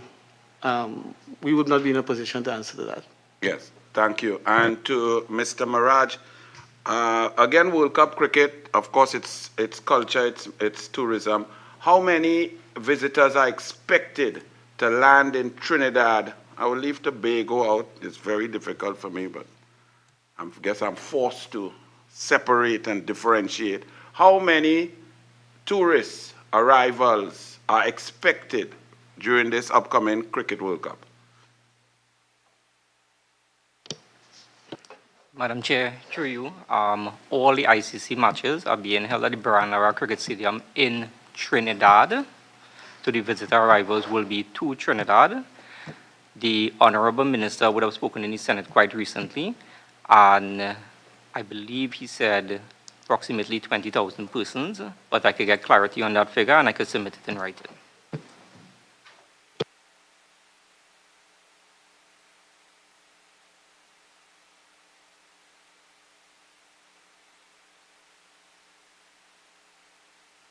Sorry, and what is, well, sorry, let me repeat. This 20,000 figure, how did you arrive at that figure? What's the science, what's the methodology utilized to arrive at that figure? And what is the expected average occupancy of hotels in Trinidad during the period? Madam Chair, through you, as I said, I could provide that in writing in terms of the figure and the expected occupancy. Okay, thank you very much. Let me just add one more follow-up then. And anyone can take it, Mr. Maraj or Ms. Cupid. The Brian Lara Stadium, as Mr. Maraj said, has been chosen. Does Mr. Maraj or Ms. Cupid, do you understand that for a visitor, a fan, to leave hotels, whether in South, the one or two that are there, or the majority in Port of Spain, to reach the Brian Lara Stadium in order to watch the match, it's going to take an average of 1 hour to 1 hour and 20 minutes. After the game, it's then again going to take a further hour or 2 hours. Well, not for the Papua New Guinea, Uganda game, but the New Zealand versus West Indies game. It's going to take an average of 2.5 to 3 hours to get out of the Taruba area to anywhere where money could be spent with entertainment, soca, calypso, music, food, and so on. Do you think that that is the best way to generate revenue through tourism by putting matches down on Zapate mud in the bush? Member Roberts, yes. Madam Chair, I would like to remind the honourable member that Taruba, South San Fernando is not in the bush. Thank you very much. With all due respect to the MP, Madam, just for clarity, okay, let me just clarify because I know my southern MP. Compared to the Queen's Park Oval, when you leave the Oval, there are restaurants, there's food, there's culture, there's music as you step out. You don't have to drive, you don't have to go anywhere, you can walk. In the south, if you leave Taruba, the closest place is a barbecue Debe barbecue shack, which is 2.5 miles down the road. Okay? All But right. this is a very serious point. If you are trying to generate revenue, you bring people here, it's to encourage them to take part in the culture, the culinary arts, how our music, our soca, and so on. How can we justify putting the games so far away from where we can expose and show and illustrate to the world who we are? Madam Chair, I'd like to invite Member Roberts to San Fernando, please. Listen, Because he this is clearly a- hasn't been in a very long Mr. time. Members, the meeting is for the persons who are appearing to discuss. Member Roberts, I'm just suggesting that, particularly the question that you're going with them right now, what they could probably remember, these were not the people who made the decision as to where the games would have been held, etc. The point that you're making, I think, is very valid, but in terms of them being able to give you answers as to why that was chosen over any other, I'm not too sure that they could give it at this point in time. Yes, Madam Chair, but that is also why I'm saying the process, the tourism policy, the division of the organizations, the disjointed nature, because these experts should have been the ones to chart the course. Therefore, we would not have made the mistakes. And the Honorable MP for South, I know he loves South, but I'm saying to reach to those beautiful restaurants in South from the Brian Lara Stadium after a cricket match, and I was just there for India, West Indies, and so on, in the traffic situation, to get across to those restaurants, you're going to take at least 2 hours. And therefore, that's 2 hours less of spending money. When you come out of the Oval, you could spend money, buy a corn soup, go buy, what's that place, you get doubles and all them. Okay, Member Roberts, all the yes, food that's yes, important, yes, culture. yes. We have another 3 groups to address, and I see Member Jerome getting a little anxious about making his presentation. I'm suggesting that we take Pan, Calypso, and the Soca artists together because some of the questions are the same, but we like to start with Pantron Bago. I would just like to ask one lead-off question, and then we'll have the other members go. Mrs. Ramsey Moore, you said that in your submission that Pantron Bago is the authoritative body overseeing steel pan activities, locally, regionally, and globally. I'm just asking, it sounds very nice, but what is the authority you have? In other words, what steel pan activities your organization oversees regionally and globally? And that's important because if it is indeed that is happening and there is a structure to it, it should at least inform us as to how this is working and how that could work for our cultural diplomacy. Okay. Thank you, Madam Chair. So Pantron Bago is known as the world governing body of the steel pan. And what has happened over the years is that we've reached out to several organizations, regionally and internationally, where we would have established a relationship with these groups. We have been providing technical support to those organizations, providing advice to them in terms of how they run some of their events. Well, as you know, most of the international events abroad is Panorama. All right, and Trinidad and Tobago, of course, is the home, and in terms of the advice that we provide for these organizations. Several organizations would have formed themselves into one main body. For example, there was the body that operated out of New York, and then, of course, in Europe, where Pantron Bago, even in Africa over the years, Pantron Bago would have established the relationship. In the Caribbean also, there was one central body, which was Caripan. Now, over the years, some of the relationship would have waned a bit, which we are now trying to re-establish, because as an organization here in Trinidad and Tobago, we ourselves had to do some work to ensure that our credibility, we had to rebuild our credibility. So at present, we have been working closely with all those international bodies to assist them. One, they reach out to us in terms of advice, the manufacturing sector here in Trinidad and Tobago. because we always ask them to come through us, because sometimes they will contact individual manufacturers, and when they run into problems, then the body that they reach out to is Pantron Bago.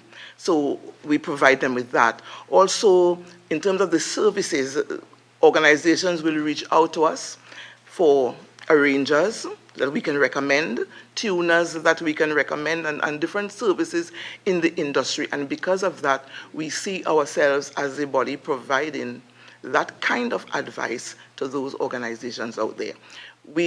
And then we attend the festivals. Some of the festivals, we attend some of the festivals where we also provide support, rejudging, and we also send judges and all of that to those organizations out there. So when you talk about the organization that is qualified to treat with those kind of festivals and to provide the kind of support, they then reach out to Pantron Bago.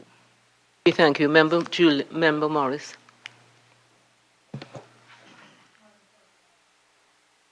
I asked to ask these questions because I had the privilege of being mayor of Arima when you first came in, so I saw the difference. Yes. But primarily to me, the difference was in marketing. All right, I recently enjoyed an event in Angel Hops, Arima Angel Hops. I missed you. It was really good, and what surprised me was the cross-section of the population. Yes. Very young, very not so young. Tell us more about the new marketing department. Tell us when it was established. What are the objectives? Describe what new measures that have been implemented under your watch. And how is this all helping us preserve and promote our most cherished national instrument, because it's part of our national identity? All right. Let me just say, and probably I should have mentioned from the beginning, Pantron Bago is an organization of steel bands. We have over 300 registered steel bands. So we act as the representative of the steel bands. We are a non-governmental organization, despite working closely with all the stakeholders that are involved in the development of Trinidad and Tobago. We do not receive a subvention directly from government. Our main role and function with government is administering that component of Carnival, which is Panorama.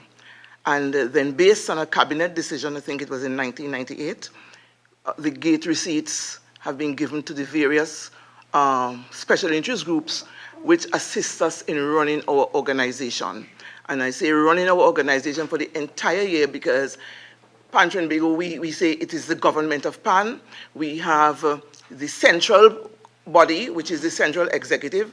Then we have 4 regional bodies, which is 1 in Tobago, 1 in South Central, 1 in the North, and 1 in the East, where we have staff to pay and all the operations that we run for the month. Therefore, we have to find additional ways of raising funds to ensure that we survive, we run our operations administratively. Now, in doing that, we have to find creative ways to keep our members going. And as such, under my leadership, we have found new ways to attract sponsorship and support from government, sponsorship and support from corporate Trinidad and Tobago, and sponsorship and support from other institutions. Our marketing department, it was very important that we bring in professionals in terms of restructuring and rebuilding the organization. So 1, we have professionals on board for the very first time. Under my watch, you can see that there is our accounting department where we have finance manager and well-qualified accountants operating in Pantron Bago now, where for today, for the very first time in 20 years, you're talking about clean audits and all of that happening. Because we have been restructuring in that way, we found it very important to have a solid marketing department to assist us in the promotion and awareness of the instrument, not only here in Trinidad and Tobago, because as you know, it's a dynamic history, but also in terms of the promotion abroad. And if you were to look at all our pages on social media, you are going to see how effective that is. Even from the results coming out of Panorama, in terms of our earnings, our gate receipts, there was a significant increase because of the work that the marketing department has been doing. In terms of the attraction of sponsorship, there has also been a significant increase in that. And now we are in the communities where we are having giving back to our people. And as you mentioned, PAN is intergenerational. We see several persons coming into the PAN yards, which are a safe and sacred space. And so because of all that we are doing now, PAN is a lot more palatable. We are seeing a lot of persons coming on board and supporting, and for that we are extremely happy. Through you, Madam Chair. I also thought this was interesting, a potential relationship with the Ministry of Foreign and CARICOM Affairs. So from both parties, I would like to hear, what about this relationship, partnership? Is it real? Is it something that has been, or is it just something being discussed here? Is it something that's going to happen soon? And to the Madam PS of MFCA, the cultural exchanges, courtesy calls, visits, if so, could you just give us examples? Because we all here are very proud of the steel pan, and we really want to know what is happening, because this is about diplomacy, and the steel pan can definitely be a tool to achieve this. Correct. Thank you. All right, if I'm to jump in here, it was only recently we have been talking about strengthening the relationship with the Ministry of Foreign Affairs. Because one, we have seen how we would have worked closely through our line ministry, which is the Ministry of Culture, with that ministry to achieve World Steel Pan Day. The synergy, I was present working along with the staff in New York. And Mr. Barman and the other staff member, because Mr. Barman is from Laventille and would have been involved in the steel pan, he had the knowledge and the way how they crafted, working closely with the ambassador, the way how they would have crafted the document, working closely with the Ministry of Culture, Tourism, Culture and the Arts, to ensure that was done. So when this team would have come together and to ensure that that was done, I can tell you, if we are to continue working closely with our missions abroad, much more can happen. We know that there are cultural attaches, but we do not have that relationship with these cultural attaches. They have not reached out to us. We don't know what they are doing, and I think we can work closer with the ministry, with those missions abroad. We were even thinking, because we know that PAN is a bit bulky, and sometimes even with all the taxes and so on that you have to pay to get your instruments abroad, we believe that maybe in the continents, or one of the missions in the continents, we can have an ensemble set up there. So when bands are traveling, the pans are there that we can use for the various festivals and for teaching and training, even abroad in schools and in universities.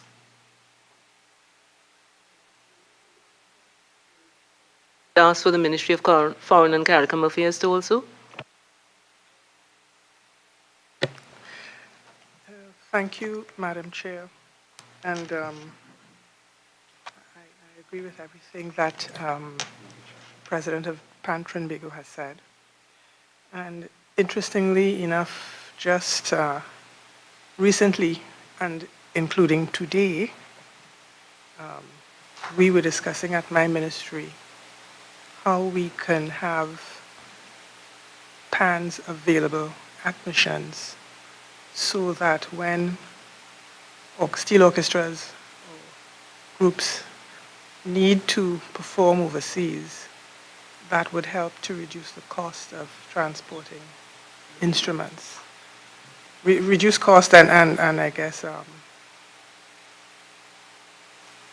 there won't be the possibility of damage to instruments as well. I hear the point that we should reach out to Pantron Bago. That will happen, Mrs. Ramsey Moore, I assure you. And just to say that the Ministry of Foreign and CARICOM Affairs recognizes the importance of Pan as an element of our culture. You may have noticed in recent events, we have had steel pan featured at the Ministry of Foreign and CARICOM Affairs for ceremonial arrival and visits of foreign ministers, two recently. And we have actually, one token that we had given to the more recent visitor, the most recent visitor was, this is a small thing in terms of an actual token, but I think it has far-reaching implications and prospects. We provided, as part of the token for the visitor, the music of their national anthem played on the pan. And I don't think yet, as much as we love pan, that our nationals really understand the effect of the pan on someone who's not accustomed to hearing it. I have actually seen people hearing the pan playing their national song, city song, anthem, whatever you may want to call it in the particular circumstance, become very emotional on hearing it played well. One of the things that we were discussing at the ministry is to certainly have instruments. It may not be all of the instruments for an ensemble, but certainly to have instruments at our missions where we can have it promoted as an item, not just as something nice that people can view when they visit a mission, but with information on the instrument, its versatility, short video clip on how it's made and how to play it, and information on where to get them. And literally just today we were discussing that point as well, as I mentioned earlier, about how we can support groups going to play overseas to avoid the additional cost. So yes, we have some areas to work on, but we are actually strategizing as to how to accomplish these things. Thank you, P.S. I think Mr. Member Charles had a question.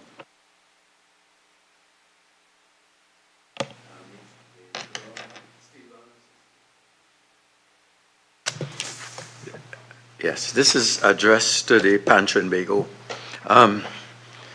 75 years old, and I've been involved in endless arguments of where pan was invented and where pan is, and I have my Bajan colleagues almost fighting. And a friend of mine, and I went to Japan some years ago, and in Japan, they carried me to a computerized room, and they were playing Bee's Melody, but not from the voice, but from computers. And, you know, it opened my eyes to a different dimension. The question I want to ask, if we want to make Trinidad the mecca of steel band, the place where you prove yourself, you're good in Miami, and you're okay in Tokyo, but Trinidad is the place that you have to come to establish your credentials. In the same way that you have the ICC and, you know, cricket grounds and Queen's Park Oval.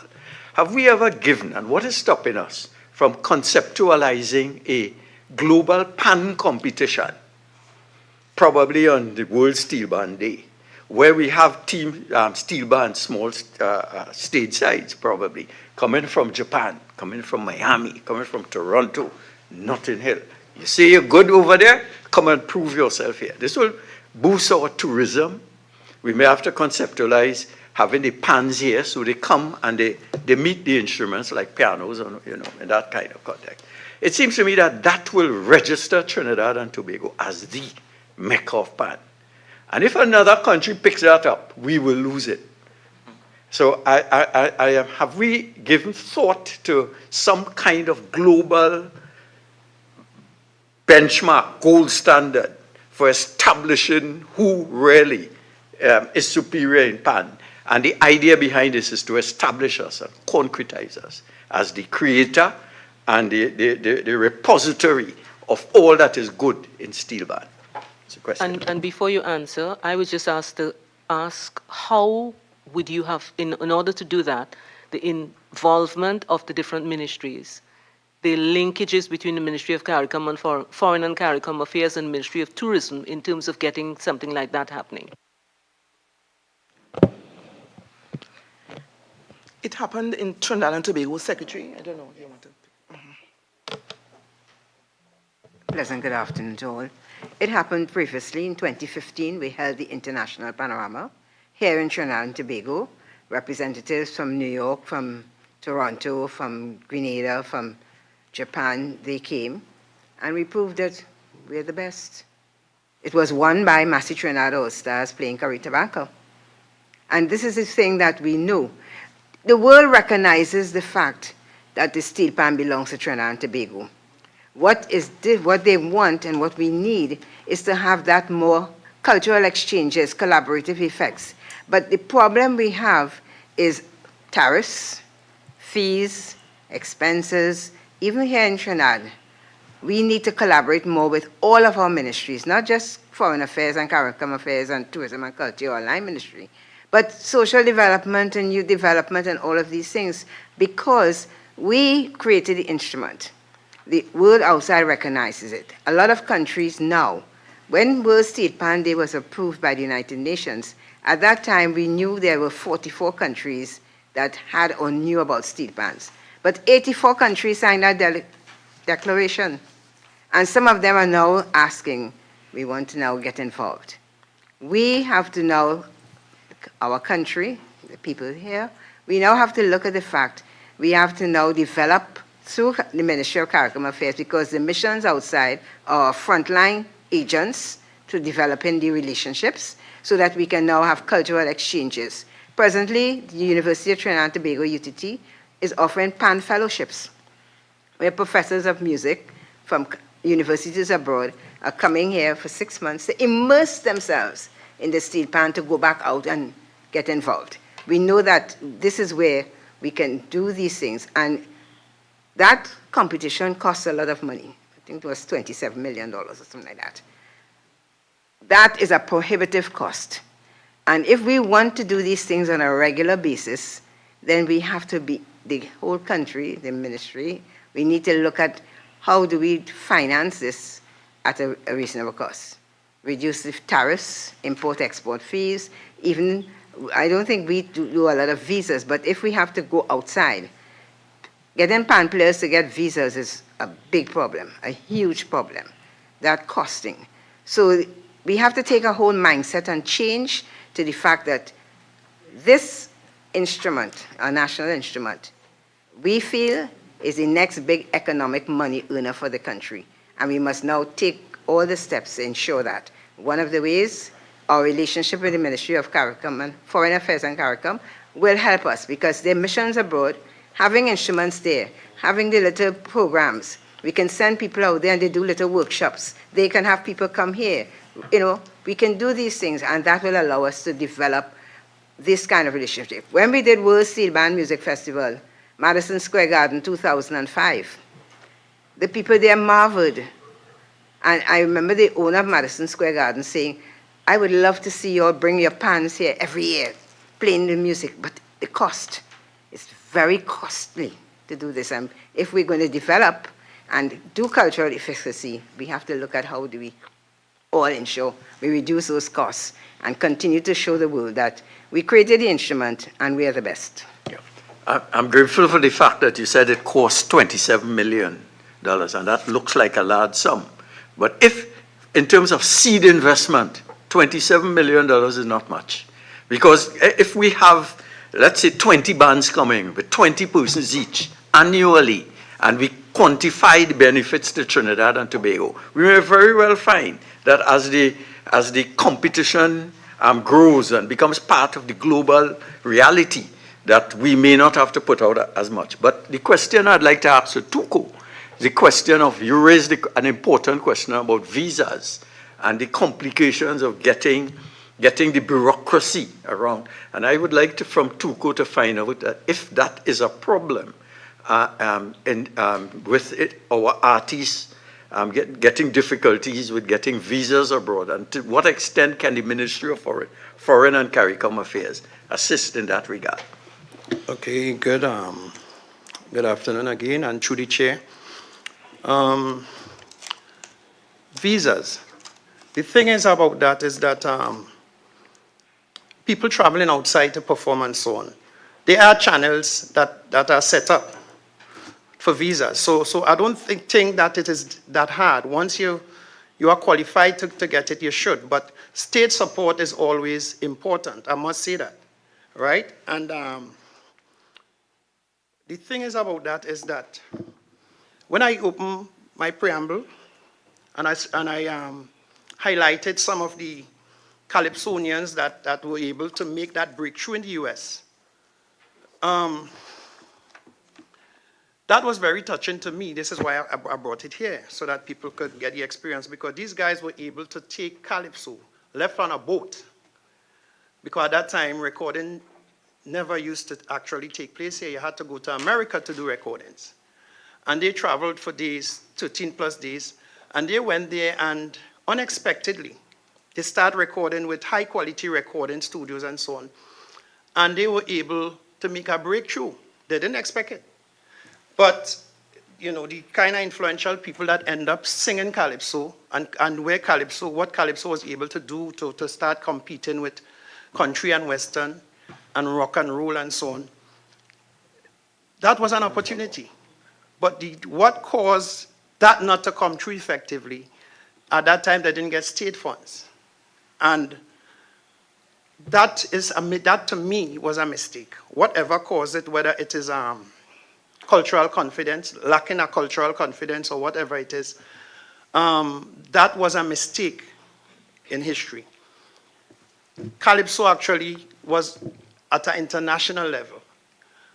And Jamaica had the same opportunity, but they capitalized. Is it because they didn't have oil and they had to depend on probably tourism and so on? I don't know, but I want to make the point.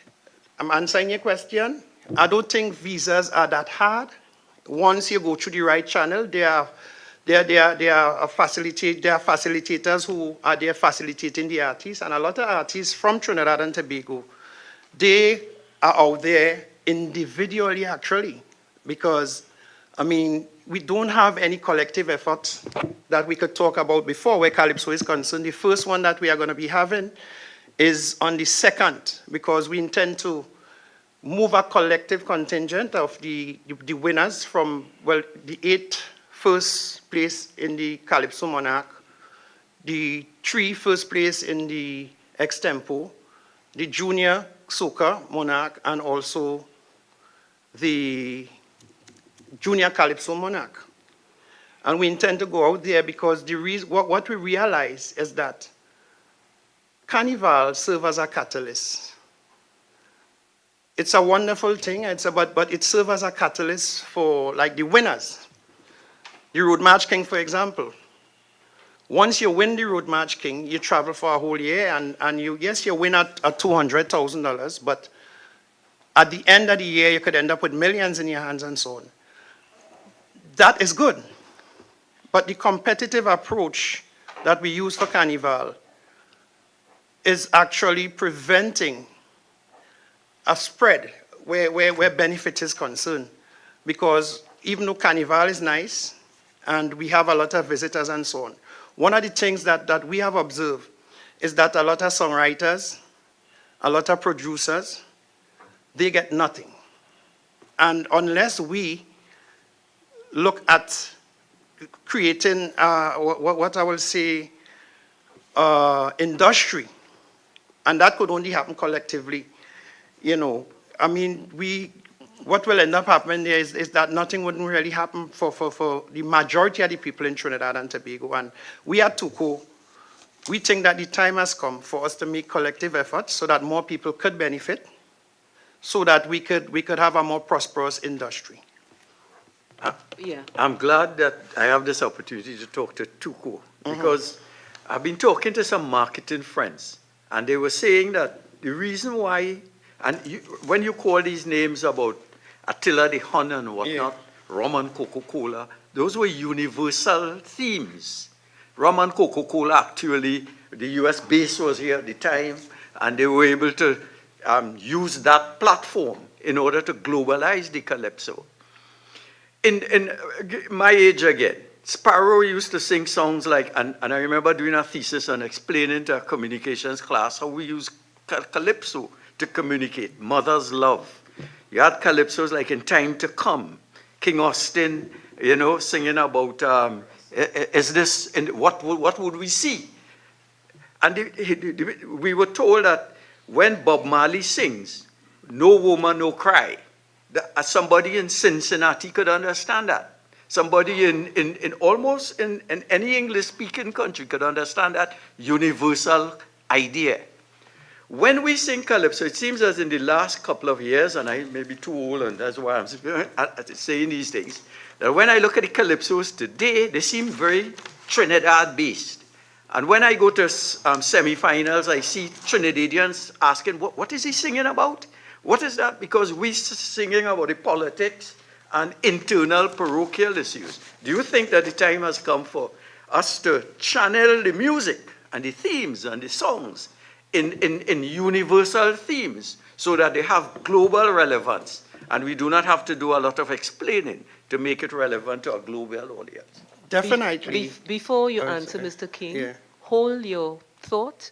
I would like to get Mr. Priscilla's involvement as it relates to the visas and stuff, because he represents a group of persons who right now do a lot of work internationally, the Soca artists.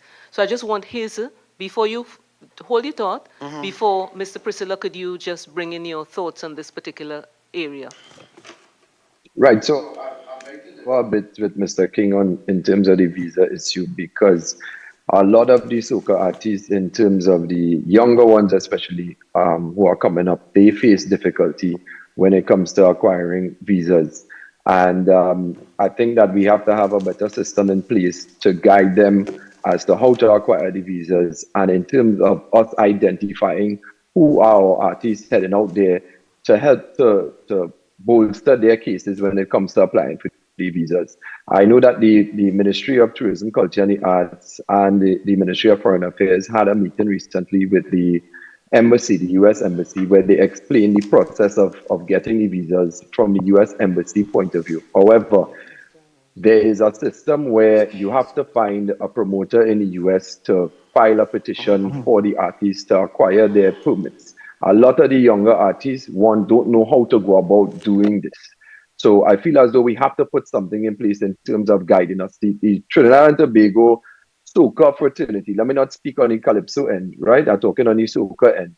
And on the music side of things generally, we have seen that we don't have an industry. We have a hustle. So the method is a man going to a studio, he records his track, he puts it out there. Hopefully the song get big, it play on the radio, it play in all of the carnival fets, you get gigs. As Mr. King saying, you win road march or something, and you hopefully get to travel the world. There's not much of a system in place to guide these people as to how to go about doing this thing. Our industry is all man for themselves, you figure it out on your own. And I know we have the ministry there and we have institutions there, but they're not proper programs in place to guide these artists as to how to go about doing these things. The closest I've seen to it was Music TT, and it is very difficult for them in terms of putting a structure in place at this point in time with the budget that I've seen that they have had. So I would say, yes, it is difficult for these artists to acquire their visas, and a lot of them struggle to get it. And we have a lot of artists back home with big songs, with songs that have global reach, and they are still fighting to get their visas and to get out there. A lot of them contact me as to find out how to go about doing this. And as I said, they lack representation in that aspect. So what I would like to see is a greater collaboration between the Ministry of Tourism, Culture and the Arts, the Ministry of Foreign Affairs and the U.S. Embassy as to how we could go about putting a structure in place for us to get these visas easier for these artists to go out there and ply their trade. Thank Thank you, you. Jerome. Mr. King, could you just Okay. answer briefly, because we are near the end, we are nearing the end of our broadcast, Okay. and we'd just like your input, please. Okay, so I'll go with the point made with the type of songs that more are being created for home. Now, that is because of the competitive nature. And I realize the competitive nature is really causing us to act in a way where we believe we have to do things a particular way. And yes, the time has come. If we have to globalize Calypso or take Calypso back where it was, we will have to look at our content. That is something that we will have to do. Work is in progress with that, but I want to address quickly Rome's concern. We are in the same place. We are in the same place, but we are in different worlds.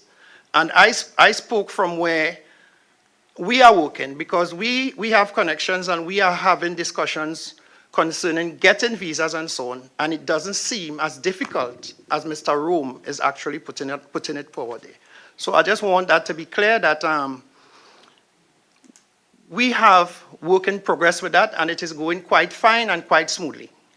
All right? Thank So, you, Madam Chair. yeah. Through you, as we're running out of time, it seems to be the theme of today is lack of investment. It's easy to love, but it's very hard to show your love with true dollars and cents.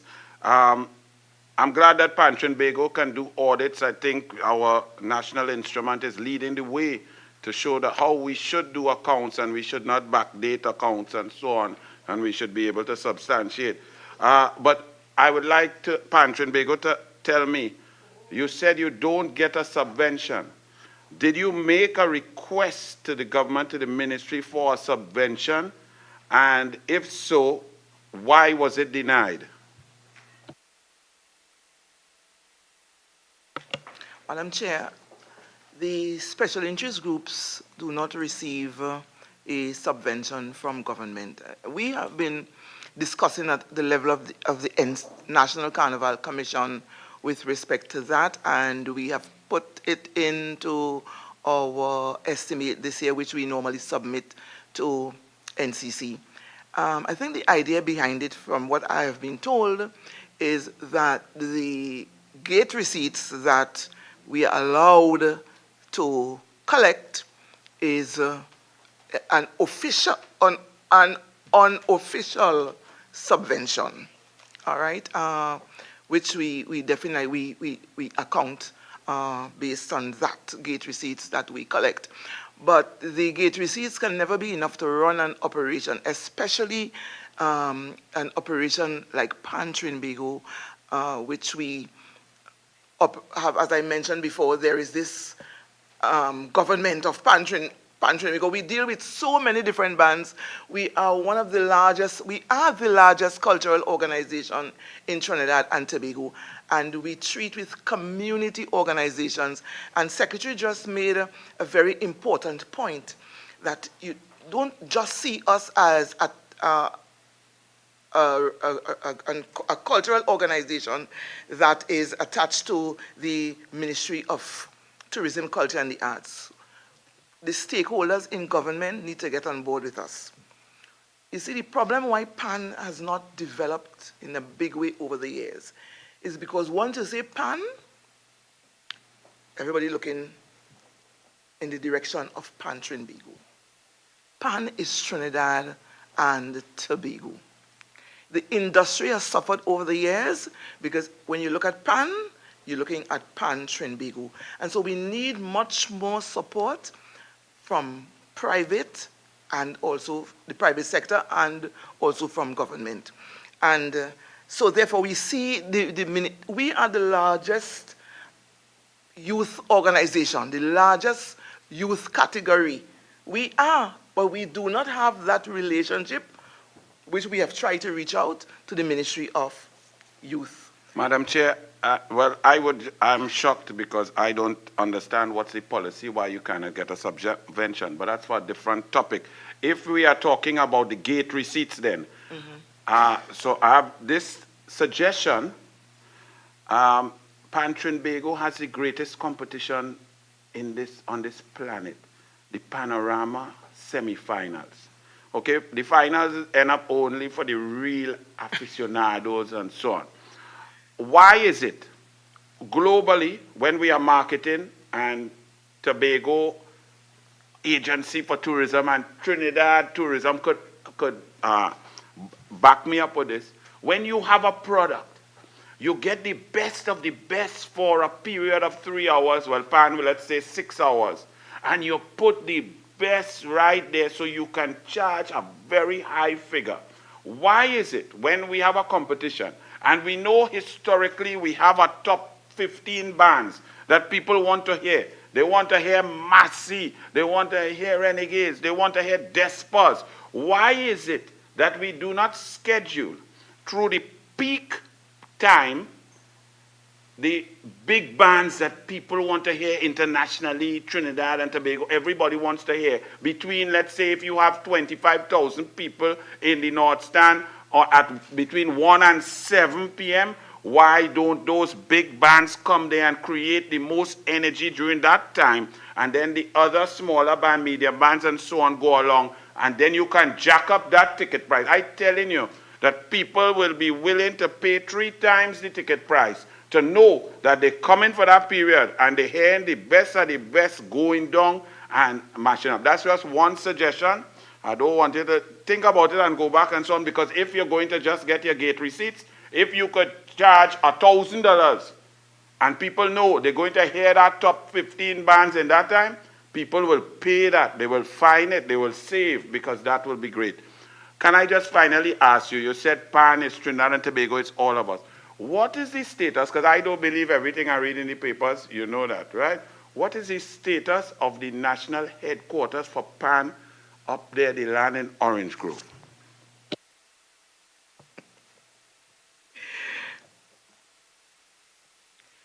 That land has been given to Pantron Bago over the last 23 years. And the building that is there now, based on the reports that I have read, the integrity is compromised, so it's not good. Obviously, if you go in there to do anything, but within recent times, we have been having some discussions as to how we can move forward. Those discussions are taking place at this time to ensure that we have a brand new headquarters over the next 2-3 years. And Pantron Bago really looks forward to that headquarters being completed. Has the land and the headquarters been earmarked or given to anyone else for any other activity, whether cricket academy or any other usage?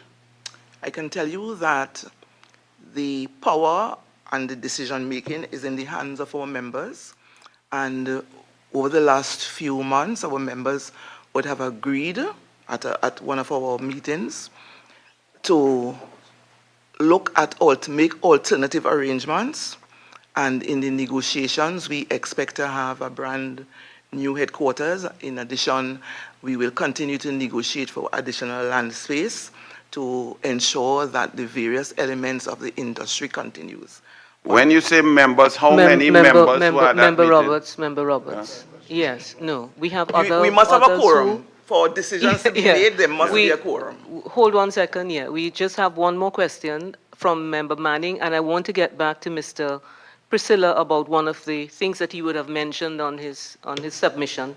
Thank you, Madam Chair. I'll make it quick. I wanted to add on to that statement you made about ticket prices. And yes, we have a fantastic product.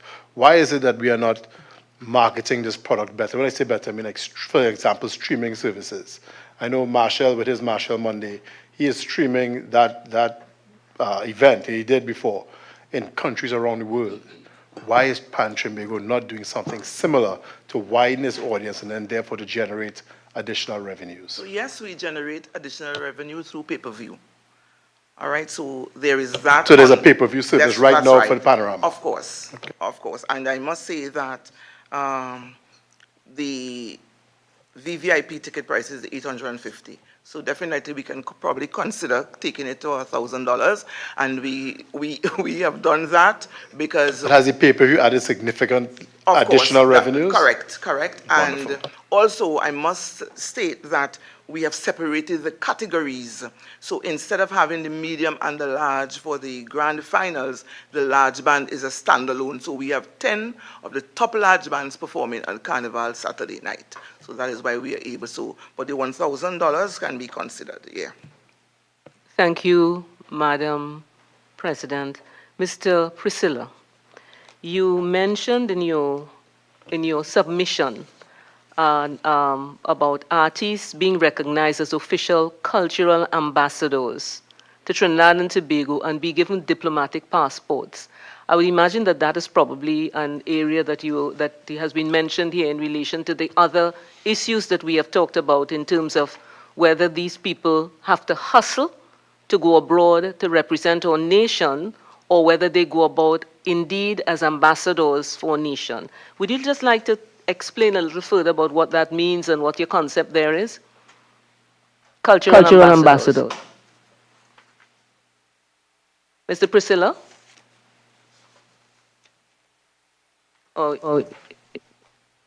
Yes. So I think what should be put in place. Are you all hearing me?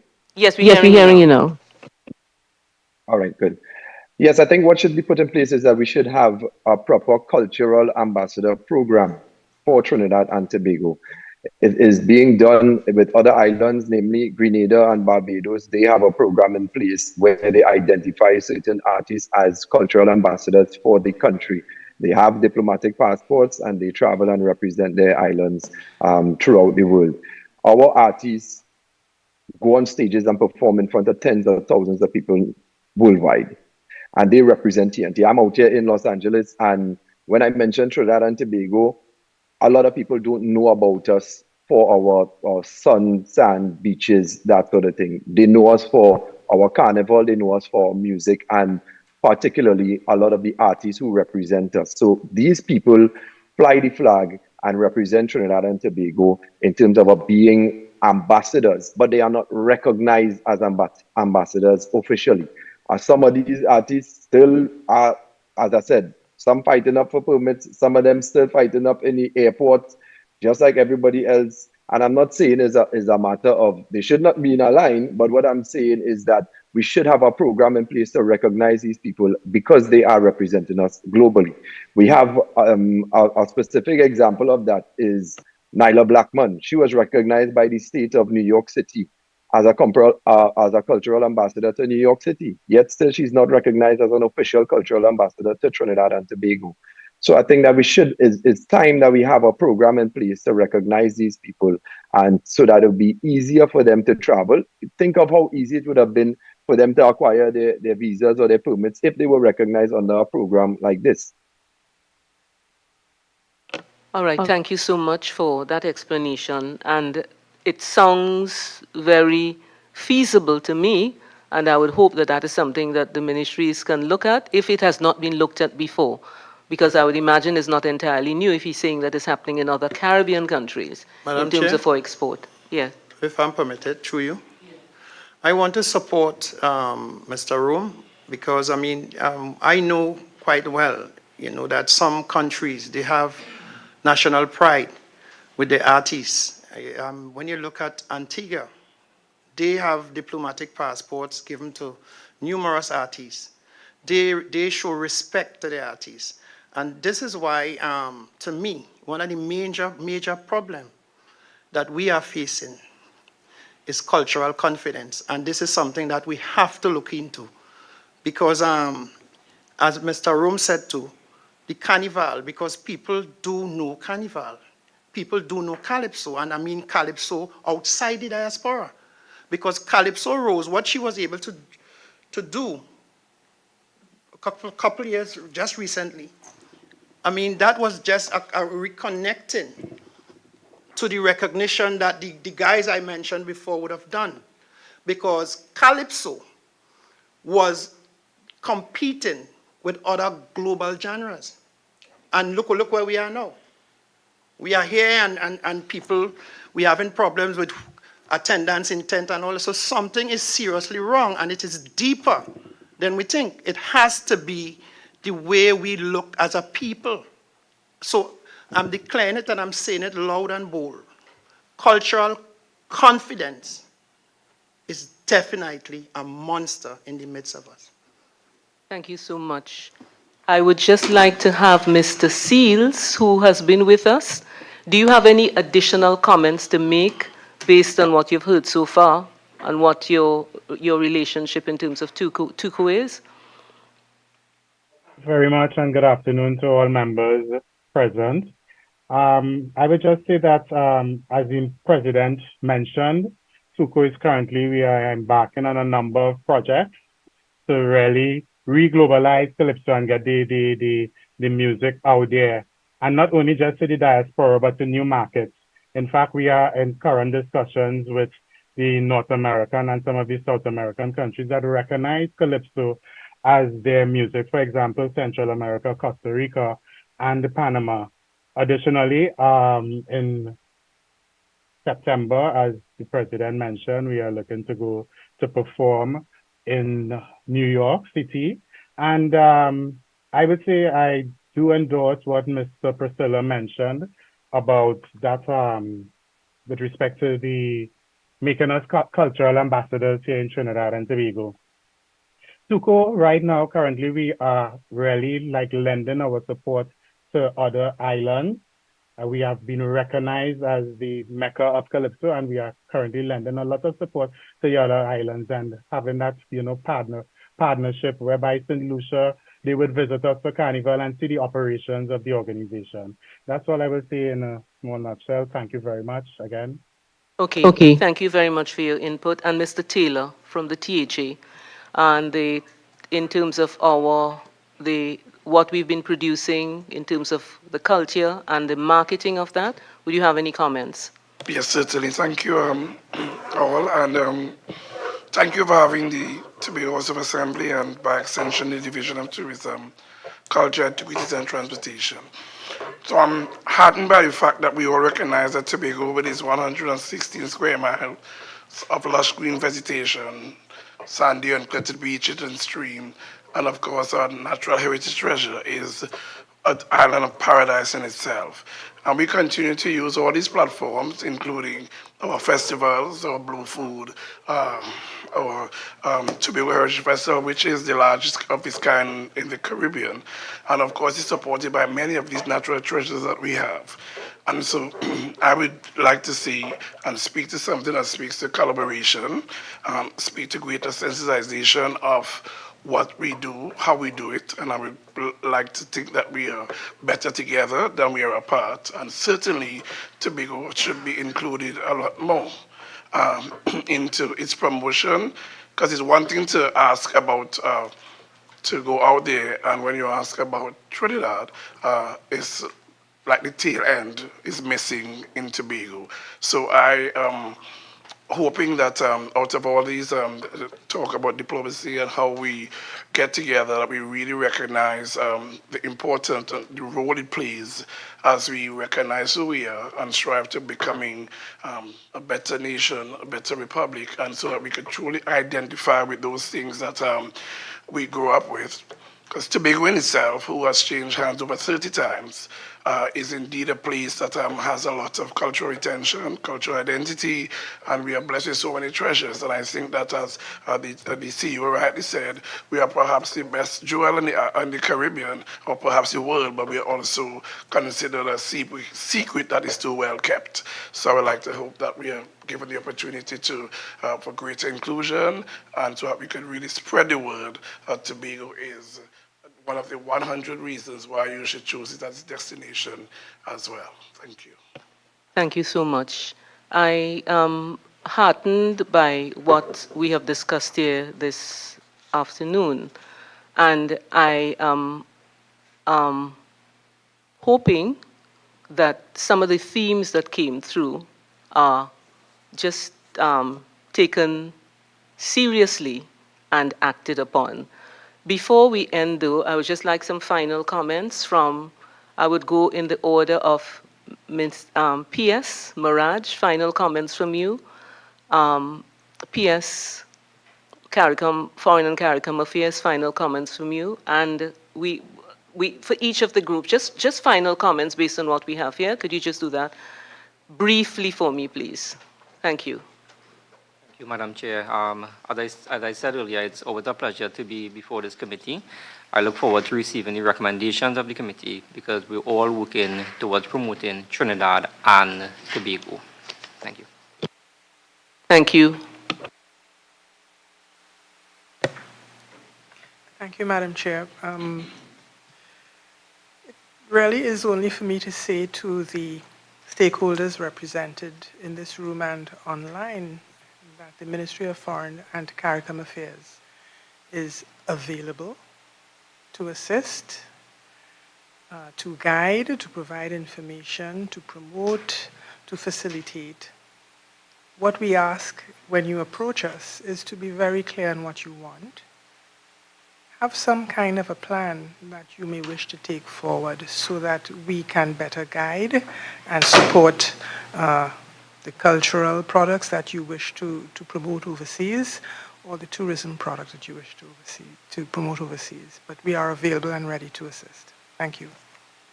Thank you. Tourism Trinidad Limited. Thank you, Madam Chair. Just to end by saying that it has been a pleasure being here today, sitting with who I consider my colleagues and partners in the development of culture and tourism, and we do truly look forward to the recommendations coming out of the proceedings here today. Thank you. Tobago Tourism Agency Limited. Thank you very much, Madam Chair. The discussion this afternoon has been very illuminating, and we do look forward to continuing to collaborate with our partners in TTL and certainly all of the stakeholders so that Trinidad and Tobago can find themselves on an equal footing side by side. Thank you. Mrs. Ramsey-Moore. Thank you, Madam Chair. Let me extend a heartfelt thanks to the committee for inviting Pantron Bago to be a part of the deliberations.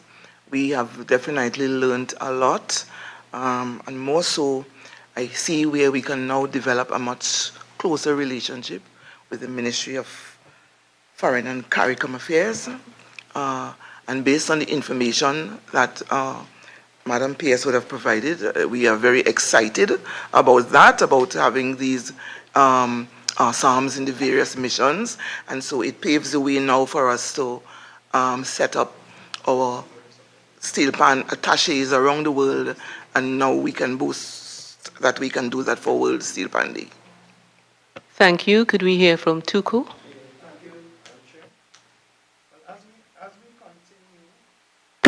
Our mission, as we continue our mission to export our cultural product, we look forward for the support from the different government agencies and as far as possible to Trinidad and Tobago, because without the support, it will not be possible. And the time has come for us to, as a country, work together to make sure that the mistakes of the past are not repeated, and we could use our creative sector to actually enrich and bring prosperity to Trinidad and Tobago.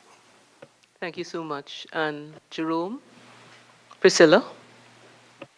Yes, so I would say that thank you very much for having me as a part of this. We had some great discussion.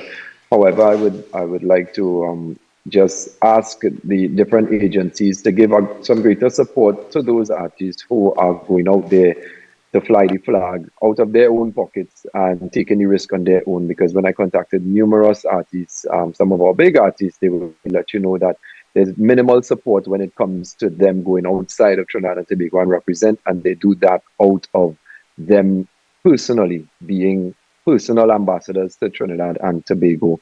And not only the artists, but also the promoters who go out there and do the events all over the world representing Trinidad and Tobago with minimal support. So I would like to see more collaborative efforts from the different agencies to support them. It doesn't have to only be financially, but it could also be in terms of liaising with the different missions that are placed worldwide to ensure that our artists and our promoters are accommodated in the best manner when we travel abroad. Thank you so much. And any final comments from the team members, from the members? No? I would just like to say again, thanks for you all for coming, for the viewing and the listening public. And I mean, I understand that I always like the synergy that we get from people sitting together and having discussions. And we know, however, that at the end of the day, you could sit and talk, but the action is what happens after. And we've been talking so much about diversification of the economy of Trinidad and Tobago, and we are seeing that we have a very rich product to offer to the world. And my understanding is that we need to do more of this, not just sitting and talking and planning, but also executing so that we will see the results of it in our nation. Once again, thank you. And we have now come to the end of this meeting. Thank you all.